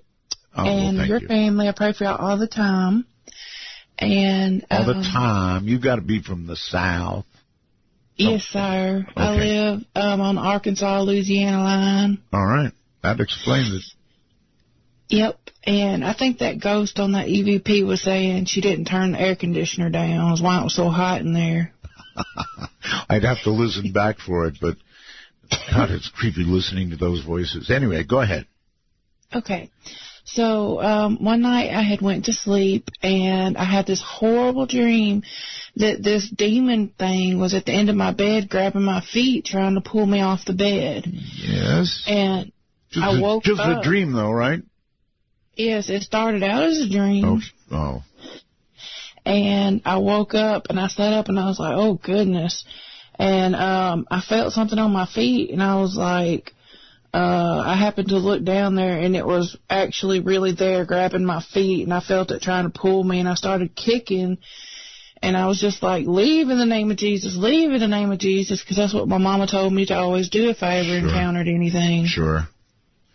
It left. I was like, ooh, Jesus, that's to help me. Yes, when you looked down and you say you saw it, what did you see? Hands or, a whole, what? I saw this impish-looking thing. It might have been like 4.5 feet tall. It had like scaly-looking skin. Its hands had pointy nails, and it was grabbing around my ankles and on my feet. It just horrified me. I completely understand. All right, thank you so very much for that story, I think. Barb, what did you think about that? Well, that is not a ghost. Whatever she experienced there, that's not a ghost. No? You would classify that? That's a different kind of an entity. if she experienced something like that, and that's what she saw, that's a different kind of an entity. Have you, I'm afraid to even ask, but have you encountered that different kind of entity in your work? I have not what she described, but I have encountered different kinds of entities before the GIS, just in my upbringing, yes. That's scary. That's legitimately scary. All right, let's grab one more quick ghost story here from Jazz Monday in Australia. Hello there. Hi, Art. Hi. Scary night. Scary night indeed. Yes, so back in '96, my brother was suffering a deep depression, and he hardly ever came out of his room. And one day I found him unresponsive in his bed with an empty bottle of pills and a note. And the paramedics came, they worked on him for what seemed like hours, and at one stage they thought they had lost him, and then they were able to revive him and stabilise him enough to get him to the hospital. Long story short, they did get him to the hospital. He did survive. He's since turned his life around. He's no longer in a deep depression, and he's living overseas with a wife and family. So fast forward to earlier this year, and my sister and I were helping out at my parents' house, and she was putting her son to bed in one of the bedrooms. As she exited the room, she was startled because she thought she saw a solid human figure with its back towards her, who she categorically claims was my brother, because you sort of know the look of someone you've known for all your life when you see them from behind. Of course. And she sees him turn and walk into the bedroom, and she knows at that time, like, she called out to him, and I heard her actually call out to him, and like, she knew full well at the time that it couldn't have been him because he wasn't there. So she walks down the hallway, turns into the bedroom, and there is nobody there, and no way anyone could have gotten out. So now, you and me, Art, would probably leap to some paranormal explanation, but my sister doesn't come from our world that we come from. Right. She didn't graduate from the Art Bell Paranormal Community College, and so she puts it down to sleep deprivation of a new mother. So we go down, she came downstairs to me and my mum with a puzzled look on her face, and I asked her why she called out to Marcus, and she proceeds to tell my mother and I what she just saw, and my mother's face went white as a ghost, pardon the pun. My sister then asks her what's wrong, and my mum proceeds to tell us that she never told anyone this because she didn't want to seem like she was crazy. But one day she was putting linen away in the closet, and she caught something out of the side of her eyes, and long story short, she sees exactly the same thing that my sister did, and called out to him, followed him, and nobody was there. So I didn't witness this, but my mum's expression and the colour draining from her face when my sister relayed the story was just all the proof that I basically need. Now, is that a ghost? Okay, so we've got two people, Jazz, processing it in very different ways, obviously, according to their own worldview. I guess that's what we do as humans, right? Oh, definitely. And this was like 10 years apart between my sister seeing it and my mother seeing it. And I don't know what it is. Is it a loop? Is it something that's being replayed over and over? Because my brother's not dead. He was suffering a deep depression, and he spent a lot of time in that room. And we always assume that hauntings are the result of, like, when a death is, very sudden, or it's violent, or, there's some kind of unrequited love or something like that. And, depression's a deep, strong emotion. Oh, yes. Was that something that was lingering, that emotion is lingering, causing that? Or he actually clinically died in his room while they were reviving him, was perhaps a part of his soul, if you believe in that. Oh, I do. Left behind. I do, Jazz, I do. Thank you so much. No problem. Have a good night. So, Barb. That's a doppelganger. Is that what it is? Yes, they saw the ghost of someone who's alive. Yeah. And projected, Barb, that kind of depression that he described, combined with a near-death experience or a death experience, depending on how you want to look at it, I guess, could project some pretty strong stuff, right? Oh, yes. That could be a residual experience that from just the emotion that this young man was going through at that time in his life. Burn something in that room, that atmosphere. Gotcha. All right, Barb, two questions for you. One I've been waiting to ask, and that is, have you, in the years you've been doing this, gleaned anything at all about the nature of the other side? I think the nature of the other side depends a lot on that individual's mental state. I think, in fact, I kind of worry about the generation coming up. Don't we all? Yeah,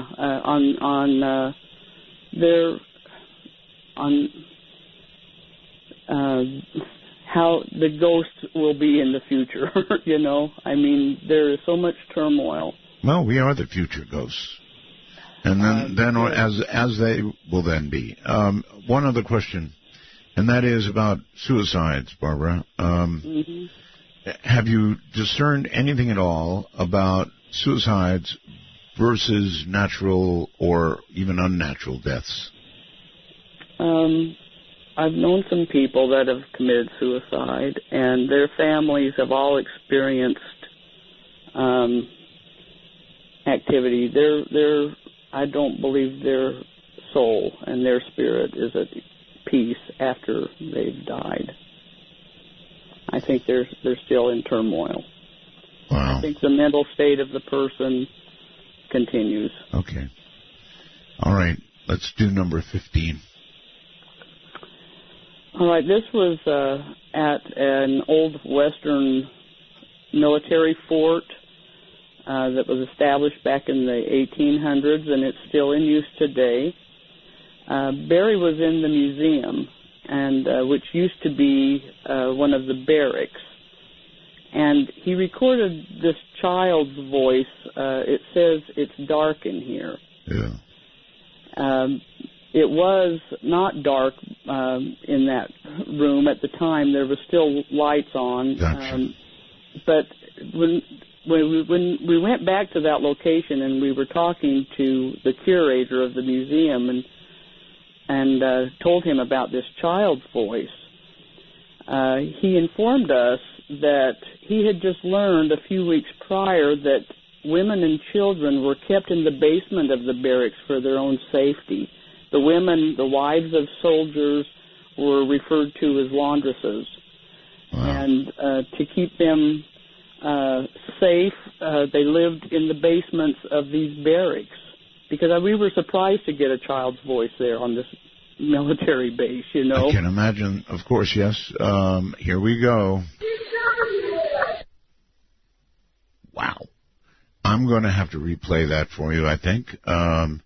It was quite clear and quite fast, so let me do it again. Oh, that is a little child's voice. There's no question about it. One more time, please. Yeah, that's awful. Obviously, it's dark then in a different realm altogether, the other side. And I don't want to think of the other side as dark. Maybe this poor child made a wrong turn, a.k.a. John Lear. I don't know. So. The curator was quite surprised that we had recorded a child's voice, and he was quite fascinated that we had. Yes. Yes. All right. One more. And it's number 16, and it's pretty... This has been heard before. Yes. But this is the creepiest, the creepy. It really is. Tell us about it. This is in a cemetery, and it's one of our favorite places to go. We get great EVP out of this cemetery. And we were discussing some ghost pictures that had been developed, and we were looking at them and talking about them. And we recorded this voice that I think that she came to self-realization of her situation, and she says, I'm completely dead. The moment of realization, huh? Okay, here we go. I'm completely dead. Okay, so we don't have that one repeated unless I repeat it, and I shall indeed repeat it. I'm completely dead. Okay, what's being said is, I'm completely dead, and there's absolutely no mistake about it. One more time. I'm completely dead. That's so weird. I mean, it might not have been the instant of recognition that person was dead, but it had not been a long time since that person found out they were dead. That would be my conclusion. Would you agree? Very, very possible. That cemetery is so active. In fact, one night, I've got to tell you a little ghost story. Okay, we don't have the time. It'll have to be on the other side. Okay. Other side of the other side. Break. The other side. This is Dead Air in progress.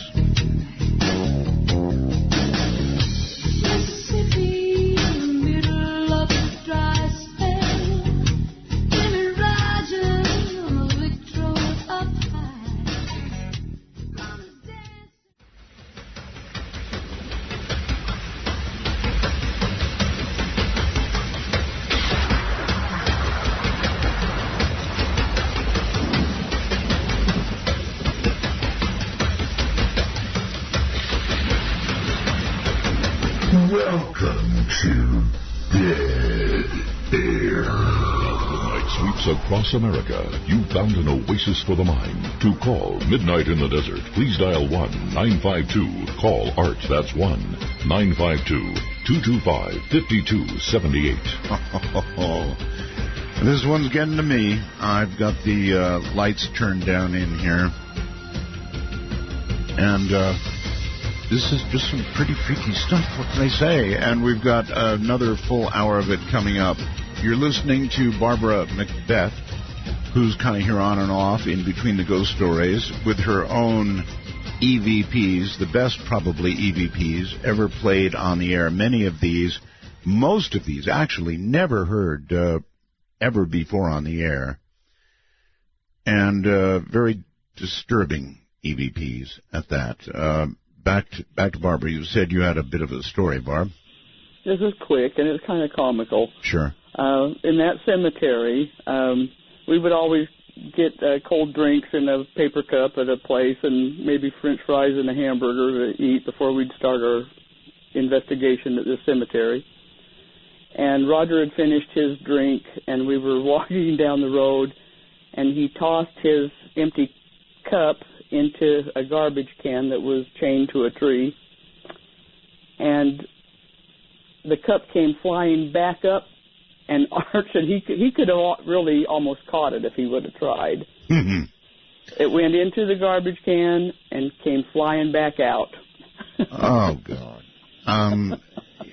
I take it that kind of activity was not frequent, because you just couldn't keep doing this if it was. We've had quite a bit of activity that we've witnessed, yes. Well, then you guys had iron spines. That's all I can say. All right. Let's do one more, and then we'll take a ghost story. So, number 17. Yes, 17. Yeah.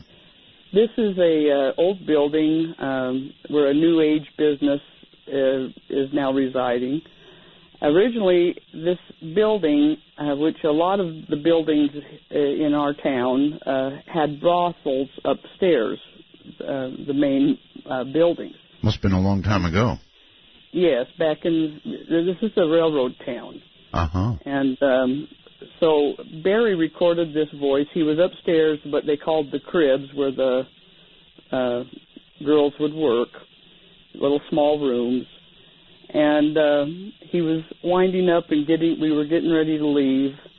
And we have the impression that this female ghost kind of liked him. You hear this voice, she says, "Gonna miss you, and I mean it." Yeah. So I guess, let me just play it. I guess there's humor on the other side.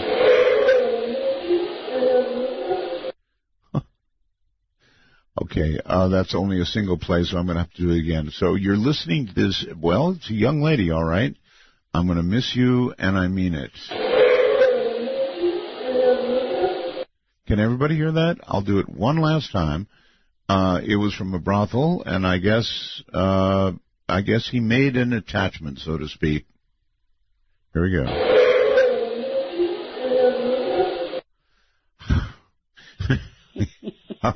That's funny. Probably her routine line that she'd give when they'd leave. Maybe, but once you're on the other side, I guess you don't get to utter too much that people hear, and that's kind of a key. I mean, you're there with electromagnetic pickups and hearing things that other people don't hear, so it makes you wonder, how often does an entity, a ghost, try and communicate unsuccessfully?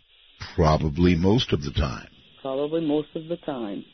So the connection from their world to our world is, well, at best, very tenuous. All right, hold tight, Barb. Let's go to Skype and see if Daniel's got a good one for us. Hi, Daniel. Hey, Art. Hey. Hey, I'm so glad to be on because you have combined two of my favorite shows, the EVPs and the Ghost Stories. Gotcha. Awesome. Yeah, I know. It's pretty cool. So my ghost story starts in 2006. I went to a really small private college in North Georgia. And the ghost legends around there are really sort of famous among the students. Mm-hmm. But the one that I always heard, because I was a theater kid, is in our little black box theater was the spirit of Jessie, who was very big into the theater, always played an older role if they needed him, and was supposedly a janitor who died in a car crash. Right. And I experienced little things with Jessie, but he really got me one night when it was my first date with the woman who would become my wife. Oh. We set up a little TV to watch a movie, and I dragged a couch in, and I was one of like 3 people who had a key to this place after hours. Mm-hmm. So we watched our movie, and the thing you have to understand about this black box is in the middle, it's a wide open space for 2 floors. So when you're in the middle of it, you can see not only the hallway around you, mm-hmm. but you can see the hallway up above you with perfect clarity. So we're sitting there talking on the couch. Movie's over. It's dark except for one single light on, ironically called the ghost light. And we're sitting there, and all of a sudden we hear footsteps up above us. And so we look at each other, and we're really freaked out. And we sit there, and Art, I kid you not, up above us, we hear these footsteps go running from one side to the other side. Mm-hmm. And they sound like boot steps. Very, very loud. Obviously someone there. And Art, we can see it. We can look up there and see every bit of that, and no one is there. Nobody is there. So as the footsteps go, there's nobody there. Yeah. Uh-huh. So they do this, and we sort of pass it off at first and go back to talking. So then it happens 2, 3 more times until, I kid you not, we're done. Mm-hmm. We are we're in 2 college kids in the middle of a dark theater, and we say, we're out of here. Screw this. I mean, we're out. I'd have been out the first time. Maybe the second time. First time, I guess you could put it off to something, but when there are footsteps going right past you that you should be seeing, something attached to them, and you don't, twice would be not nice. Oh, and it's not just footsteps, man. They are running. They are heavy boots, and they are booking it from one end to the other. I got you. And the real punchline to it is that this is maybe January. I graduated months later. So right before I graduated, I talked to the head of the theater department. We're sitting in her office just chatting, and I happened to bring up Jessie because I never truly believed the legend behind him. I'd experienced him. I knew he was there. I totally felt that. But I didn't believe in the legend. Okay. And she goes, oh, no. She said, he wasn't a janitor. And I said, excuse me? I'm floored. She said, oh, I knew Jessie. He wasn't a janitor. He was a cook. He loved the theater. He absolutely adored it. And she goes, actually, and she reaches around and she grabs a picture and she hands me the picture. And there was Jessie. And she absolutely confirmed that not only was Jessie a real man, not only did he love that theater, but that she believed that he was there too. I mean, it sent chills down me. All right. Thank you so very, very much for the call. And let's go to Santa Rosa, I think, California, on the phone. You're on the air. Hi, my name's Kathy. Hi, Kathy. This took place in Marin. I occasionally am called to help people if they have a disruptive spirit or weird energy in their house. And some people down there had built an add-on to their home in Marin. They added a guest room on the back, and every time somebody stayed in it, they always wound up on the couch in the morning saying that it was freezing in there, that they didn't feel good. It was too cold. There was something wrong with their air conditioning, and sometimes it looked cloudy in there. So they would always wind up kind of afraid sleeping on the couch. And they didn't deal with it too much because they didn't use it to sleep in themselves. But then one day they decided they were redoing their house, and they were varnished a mantle over the fireplace. And when they woke up in the morning, there was a little child's footprints in the varnish going across the top of the mantle, and they didn't have any kids. So they got a little freaked out about that, and they decided they knew someone who knew me, and they just said, would you just come over and take a look at this, what's going on in our house, kind of an energy feng shui, I suppose. Sure. And I went there with a couple of friends, and I have some abilities to do this, so we walked into the room, we opened the door, and it was like walking into a refrigerator. It was really, really cold. I mean, they said it's never been this bad, and we could see kind of a hazy, almost just a lightly milky cloud right in the middle of the room, and it happened to be just right where the bed was.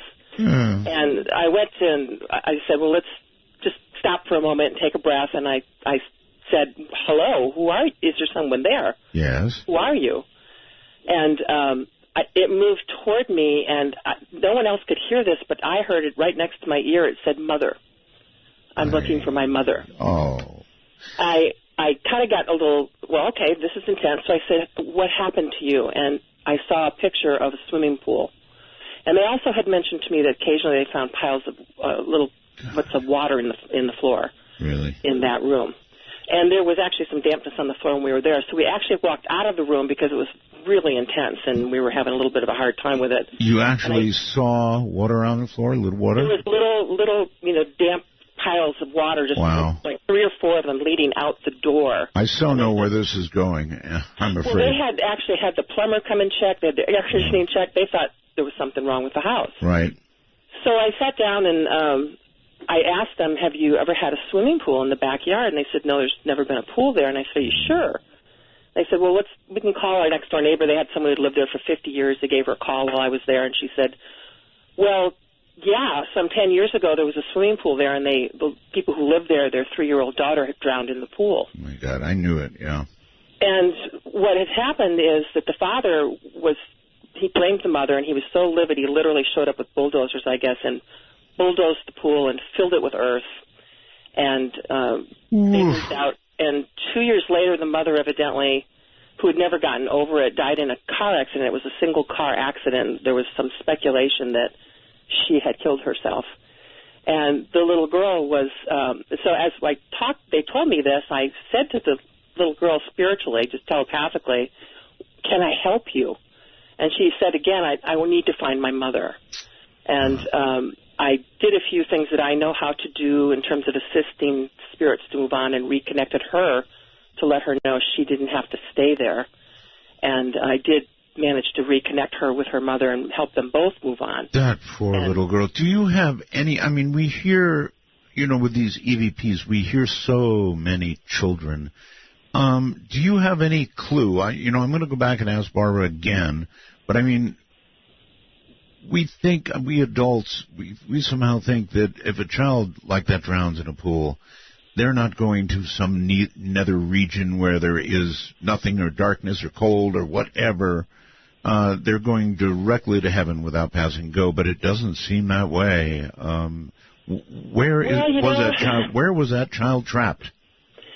She was trapped in the anger between her parents. They didn't let go of her, and she was actually trying to heal her mother. One of the reasons she didn't leave was because she was really in pain about the fact that her mother literally disappeared spiritually. She just went kind of in such deep depression, and the entire family was destroyed. And on some level, the little girl was still trying to find them and heal it so she could move on and finish the cycle with them. And it was a very, very painful thing. We were all very sad when we got done, but uplifted because we actually were able to assist them and Well, that's a whale of a story. Thank you so much. You're welcome. Take care. It's hard. This thing with kids is really hard for me. The adults, well, you can imagine all kinds of long lives lived, right? In error or sin or however you want to look at it, and they're being trapped, but not children. So there must be many things that we truly do not understand about what we call the other side. Here once again is Barbara Macbeth. Hi, Barbara. Boy, that was some story, huh? Yes, it was. She actually got into a dialogue with a little 3-year-old. My goodness. And hopefully the people that live in that house have never experienced her again. She has moved on, hopefully. It'd be interesting to know. When I asked you about something about, tell us something about the other side, you really can't. I do understand that. But you do believe, right, that this is some sort of, I don't know, middle area before you go on to wherever your final destination, I'm not trying to spit out movie titles here, is? Well, you're getting into theology. Yeah, a bit. I just believe that we continue on. I believe that it's a learning process, that this is just one of the lessons, life's lessons here, and we continue on. Number 18. All right, you're going to hear Brendan and Barry. We were investigating a mortuary, and Barry recorded this. And you'll hear Barry say to Brendan, I hope there's no bodies down there. Mm-hmm. And this voice tells him to talk to the dead. Talk to the dead. And there was several bodies down there. We didn't know it. There was a couple of us that went down in the basement, and there was probably about 9 bodies on slabs in this room. On slabs? Yeah. All right, here you go.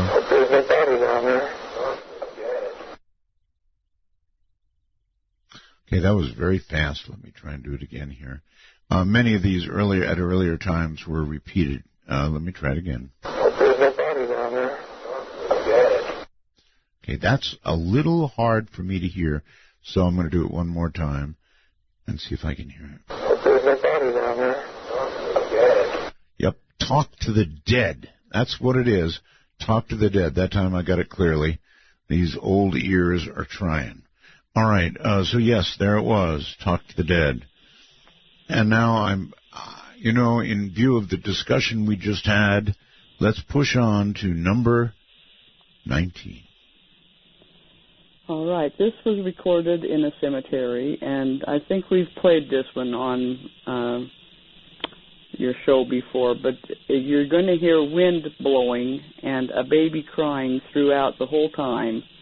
It was after midnight, and there was absolutely no children around, and the EVP is not looped. This whole crying episode is just what was recorded.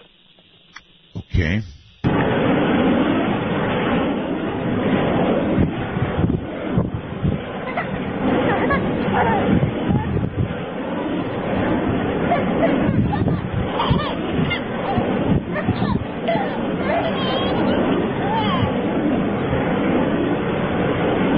Now, you see, it doesn't seem...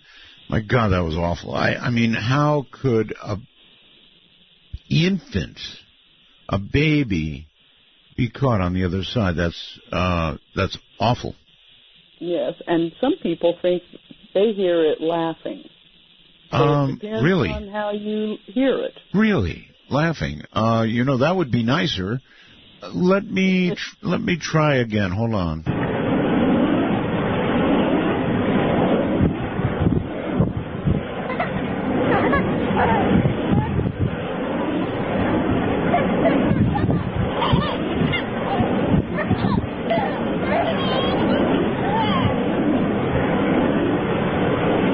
Thank you, Barbara. It's the power. It's either the power of suggestion, or I'm not really sure, but it does indeed. Thank you, thank you, thank you. Sound like laughing. So it was written. You know, that helps me a lot. You'll never know. It says baby crying, and I thought, oh God, baby crying, not good. And when you made that suggestion, maybe it's just the power of the mind. Yeah, who knows? Honestly, don't know, but yeah, amazing stuff. All right, let's go to Skype briefly and say hello to Brian. Hey, how's it going? Well, it's a pretty wild night, Brian, as you can hear. Oh, yeah, definitely. Okay, so are you going to, first of all, turn off your device, please? Is that better? Yeah, it needs to be off. And if you have a ghost story for us, proceed. All right, this actually has to do with a listener that calls into you a few times, Jack W. He's a good friend of mine. He took me into a cemetery near us, and we decided to take a mirror in there one time, and it was not a good thing, we found out, because it actually got extremely hot in my hands. The mirror did? Yes, it did. And then pretty much every time after that, I've been in that cemetery 2 or 3 more times, and every time I've been in there, I've had a really difficult time breathing every time. Breathing? Yeah. Well, there are weird things in the paranormal world with mirrors, scrying and such. It's mirrors are strange in a way, huh? Yes, they are. I appreciate your story. It was short and quick, the way to do it. Thank you very much. So, what do you all think about that? I'm kind of glad that he brought it up.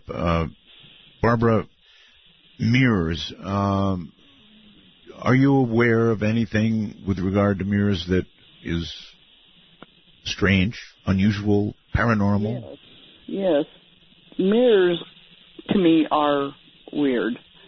There's a lot of, there's some cultures, I don't know if they still do it, but I know they used to do it when a person would die. Yes. They'd put mirrors up because the dead supposedly does not like seeing themselves. Huh. You think the dead can see themselves? I don't know. I don't know. I just know that has been a procedure of certain cultures in the past. I see. Brendan experienced seeing that child in the mortician's house. It looked like his neck was broke. It wasn't fitting right. Brendan saw his reflection in the mirror. Gosh, no thanks. That's horrible. All right, Barb. Hold on. I'm going to I'll put you on hold and venture forth. We've been getting quite the night tonight. Lake Charles, Louisiana, I do believe. Hello. Art, thank you for replaying the baby, because I'm sitting here and I had chill bumps. Do you kind of agree? I mean, when you first hear it, you go, oh, God, a baby. But then when you listen closely, she's right. I think it's laughing. It got better. I want to think it was laughing. Okay. This is Michael. So I've lived in Lake Charles, born and raised here, but in 2004 I moved to Alaska to be a youth pastor for a church. Oh. I was living in Seward, and was invited to come and speak at a church in Fairbanks. Mm-hmm. It's about a 9-hour drive from the south.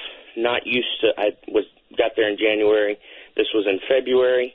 I took out on this trip by myself and had been given tips, and this is where you want to stop, this is where you don't want to stop, gas is real expensive here, things like that. Yes. So I got out of just north of Anchorage, north of Wasilla, and up in that part of the country the people that I had been with had stopped and picked up hitchhikers, and they just said it's just kind of a thing. You don't really do it in Louisiana, but here it's life and death. If you see somebody on the road, they're probably not going to. So I saw a man walking north on the road, and I pulled over. Mm-hmm. He got in the truck, and I remember distinctly he had a kind of a little bit of a body odor smell, and he smelled like a campfire. He was unshaved, Haven. His name, he told me, was Alex. He spoke with a Russian accent, and he said he was a mountain climber, and he said his favorite place on Earth was the top of Mount Everest, and that he was in Alaska to climb Mount McKinley. So he was on his way to Denali Park. He rode with me in the car for about 2.5 hours, asking me about why I was there, about my calling that I felt on my life and feel on my life, discussed those types of things with me, gave me tips about driving in the ice, and told me not to do things that would have caused error. Right. And we came to a town called Trapper Creek. I don't know if you're familiar. And I was not going to get gas there. It was one of the places I was told the prices will kill you there. And he said, you'll want to stop here because the weather is too bad. Denali is the park where I was planning to stop. They're going to be closed. And so I said, okay. And he'd been in the car for 2.5 hours. We talked extensively about Everest and his plan to see the top of Mount McKinley. Well, we stopped. I got out, started fueling the car. He grabbed his small backpack that he had, I saw him walk into the gas station, a little junction station, had a little cafe in it. He walked through the doors. When I finished filling up, I went in to use the restroom and pay and grab a bite. And I asked the clerk, I said, where's the man that just walked in? And she looked at me and said, you're the only one who's been here for hours. Mm-hmm. And I said, no, a man just walked through these doors. We spent 20 minutes walking around the back of the building. We followed the tracks back to the 2 sets of tracks back to the truck. He was nowhere to be found. There was icy wetness where he had been sitting in the truck. Really? The truck still smelled like him. So at that point, I've chalked it up to, was it a ghost? Was it an angel? I don't know I wouldn't have had enough gas when I got to Denali. That gas station was indeed closed. Well, here's what I'll say. It may be that living on the other side, as he may have been doing, he could spend time on Everest, because I can assure you the average human being can't breathe at the top of Everest. Not for long. There are a few who claim they've tried. But the fact of the matter is, there is not enough oxygen up there to support a human being, and frequently the stay on Everest is not somewhere. Put it this way: it's not a place you lollygag around at all. You get there, and then you get down, if you can, as fast as you can. Okay, let's go back to Barb, and we've got the next one coming up that just is awful. It may have been heard on the air before. So many of these have not been, but this is number 20 we're talking about here. Right. We were in a mausoleum, and Roger recorded this voice. You don't hear Roger, but it's just the EVP that is on this one, and I don't think that this one's looped either. Okay. But Roger had said, talking about our video camera infrared lights, he had apologized to any ghosts there, saying that our lights would not hurt them. Mm-hmm. And he recorded this voice saying our death gate. And you can hear this voice kind of echoey. It's all marble walls and floors and ceilings. Okay. All right. Our death gate, not one I like. And hold on. We're going to get to it here. I'm going to have to play this, I think, several times for you. Death gate, that would mean where you go to die. So that one is sort of whispered, I would say. Listen carefully. Yep, that's a whisper. That's definitely a whisper. I wonder why, one more time, I wonder why somebody on the other side would feel it necessary to whisper. Very quickly, Barb, any thoughts on that? Why would they whisper? I don't know. I think it takes a lot of their energy to even be able to be heard on a recorder. I don't think that that's something that comes easy to them. Well, if that were true, you'd think they'd almost have to shout. But that whisper got through quite effectively. I just, it just seems strange to me. Not many of the ones that you've recorded are whispers, but I know some are. Okay. All right, Barb, hold tight. We're coming to the bottom of the hour. Everybody can take a little deep breath. This has really been quite a night. One of the best we've ever done. I call it dead air. Stay right there.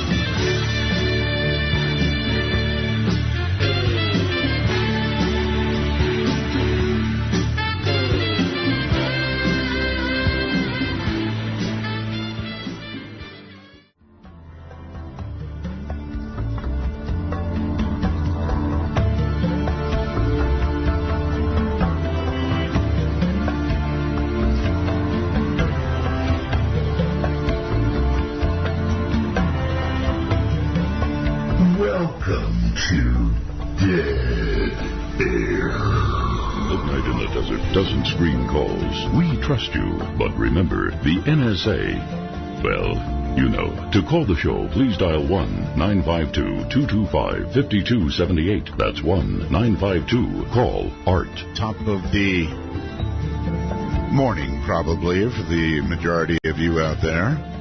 Dead air underway for the, well, now only minutes away from Halloween, and in many, many locations listening to me right now, it is Halloween. Let's quickly go to Robert on Skype and say hi. Hi, Art. Roswell's. Thank you. Back just away a little bit. You're loud. Oh, sorry. How's this? Better. Okay, cool. Anyways, me and my cousin, we usually go to these... Robert, again. Robert, you and I have to have a talk. This call isn't going to work. You've called me about 6 times now, still not having fixed whatever it is going on. I'm so sorry with your audio, but you're going to have to work on that. Here's what I recommend. There is a Skype Echo server, Robert, and you can call it, talk to it, and it will play back your audio, and then you'll hear what your audio is doing. I'm terribly sorry we can't get you on. I really, truly am, but... you've tried that about half dozen times now with the same setup, and it's just not going to do the job. So try the Skype Echo. It will work for you. It's pretty cool anyway. So let's try this one on Skype. Hello. Hello. Hi. Do you have a ghost story for us? Am I on the air? You are. Okay, great. Boy, do I have a good one for you. Go ahead.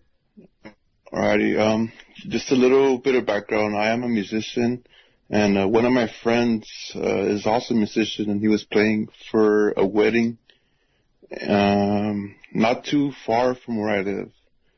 So what ended up happening was, he finished the wedding, he finished the gig, and a couple of the people there invited him to have a drink. So he said, okay, well, let me just have a short beer, but I have to get back home because I have my wife and kids waiting for me. So, time passed by, and he ended up leaving like at 2 o'clock in the morning. So he checked his phone, and his wife had called him like 20 times. Yes. So you knew he was in trouble. So what ended up happening was this guy got into his car, and he was going 90 miles per hour on a 60-mile-per-hour road. Oh, my. And he said, you know what? Well, it's like 2 o'clock in the morning. There's no cops around. So let me just go ahead and just, open her up. Go real quick and, try to get back home because my wife is going to, lay the hammer on me. So what ended up happening was all of a sudden he saw a couple of signal lights from a cop. So he was all like, oh, man, I'm going to get home late. and I'm going 90 miles per hour on the 60 mile per hour road. Might not get home at all in that situation. Yeah, okay. Yeah, so what ended up happening was the cop ended up shining like this big bright light like they always do. Yeah. But he said that for some reason when the cop asked him to put on the window, he felt a cold shiver. So what ended up happening was the cop, told him, hey, why were you going so fast? He said, well, I just got out of a gig and I'm supposed to be home at 10 o'clock, but it's 2 o'clock in the morning and I want to get back to my house. Right. So the cop ended up telling him, you know what, well, you were going 90 on the 60, so I'm going to have to give you a ticket. I mean, there's no other way. You could have killed someone. Right. So he's like, okay, just go ahead and give me the ticket, I just want to get home. So, he ended up writing him the ticket and everything, and he said, you know what, just be very careful out here because there might be a whole bunch of killers out on the road or whatever, so Killers? Just drive safe and lock your doors. Uh-huh. So he ended up going, back home. The next day he said, you know what, I'm going to go ahead and pay the ticket. So he went down to to go pay the ticket, and the lady up front said, well, what are you here for? Well, I'm going to pay a ticket because I was going this much over the speed limit. So she checked the ticket and she said, okay, well, let me go ahead and just verify something real quick. So for some reason, he said that they're taking a long time. And he said, is everything okay? And they're like, yeah. But we're wondering who gave you this ticket. So he said, well, there was this cop last night that gave me a ticket. Right. And, it was like 3 o'clock in the morning or 2 o'clock. Yes. So she's like, okay. Well, she got really upset and she said, sir, are you joking with me? Because you could get arrested for giving a fake ticket. So he's like, no, actually, a cop actually wrote a ticket out for me for going 30 miles over. Let me guess. That's a cop that had died, perhaps even on that road. Mm-hmm. The cop had been dead since 1972. Reason for him coming out in that road is because one time he pulled over a guy that was had just committed murder, and he was trying to escape. So the cop told him to come out of this car, and as soon as he he kind of got a little bit comfortable, turned around, the guy ended up stabbing him to death. Oh my God! Yeah. And he got a ticket from a cop that had been dead since 1972. Not only that, but that cop's out there patrolling the same road again and again. Oh, God, and he wrote out a ticket, and they had the proof of it. Barb, did you hear that one? Yes, sir. I guess it's all around us, life and death. Let's quickly do number 21. All right. You remember the Stock Exchange building where the drowning episode took place. This was from the second time we had visited and investigated this building. Right. You were going to hear, I think it's Brendan. He says, okay, this is our second recording from the building. We are now getting ready to leave. And an EVP is recorded here, and it says, it's dead. Oh, it's dead, okay. Okay, this is our second recording from, we are now getting ready to leave. It's dead. It's dead. Yikes. Do you think, well, the other recording you mentioned was where the drowning was? Yes. Oh, my. That's the same building. So maybe it was referring to that situation, I wonder. I don't know. But that's the building where that all right. Other one. We're woefully short on time here, and I'm just committed to trying to get these in. Those never heard ever on the radio. So number 22. All right, you're going to hear me talking about another EVP in this. You're going to hear me talking about how the quality was, and I'm saying you can tell he's real quiet and draggy, and it sounds like it hurts him to talk. Mm-hmm. And this EVP was recorded, and it says, "We can talk." We can talk. Okay, here we go. Now you can tell he's so draggy and quiet and it hurts him to talk.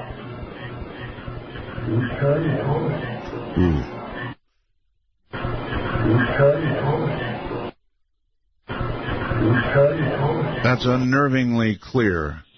Yes, that was recorded in the house that we rented for several years. It was quite active. Oh, how, I guess for you, lucky. I thought so, but my husband Roger didn't. I would imagine not. I'm with Roger all the way. One more time. That was freaky. Now you can tell he's so draggy and quiet and it hurts him to talk.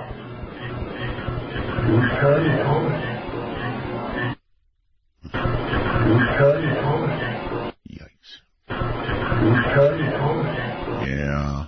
Oh, I don't know about that. Obviously, they can talk. It's a rarity, I suppose, but apparently they can. All right. Hold tight, Barbara, for just a second. Let me see. Like a one-arm paper hanger here. Let's go to, how about this one? You're on the air. Hello. Hi, good evening, Art. This is Millie. Hi, Millie. How are you? I'm doing good. Love the show tonight. And I want to give a quick shout-out to the Art Bell Time Travelers on Facebook. And we have a quick question, and I will get to my story real quick. Okay, question? At the beginning of the show, before the first EVP came out, there was a spliced voice that came in while the two of you were talking. And we don't think you heard it. We all heard it. Did you hear it? No. You're going to have to go back and listen to it. It was like right around the beginning, the first couple of EVPs. I think it was right before the first one. All right. Well, I can listen. I can go into my, I'm a time traveler, believe me, so I will go and I will listen, I promise. All right. We thought you were haunted. Okay. Now, back in California, we lived in a haunted apartment. A man had killed his girlfriend in there, and we knew it was haunted. Weird things happened in it. And we had these two friends that had been together forever.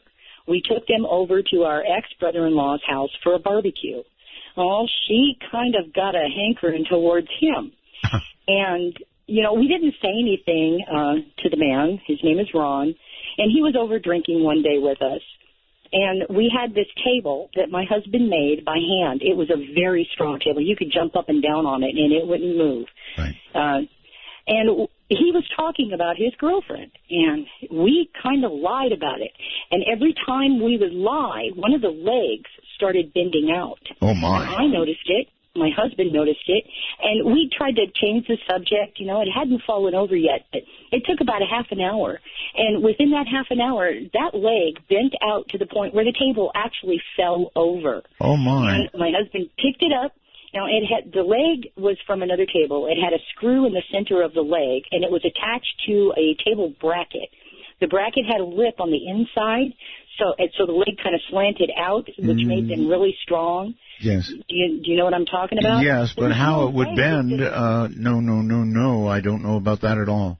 And the screw was not bent. He put it back in, and it was fine. That table lasted for years, and it never did it again. But the more we lied about him, about where she was, the more that thing bent until the table fell over. Usually it's a nose growing, not a table bowing. I think the lady that died in there was telling us, don't do it.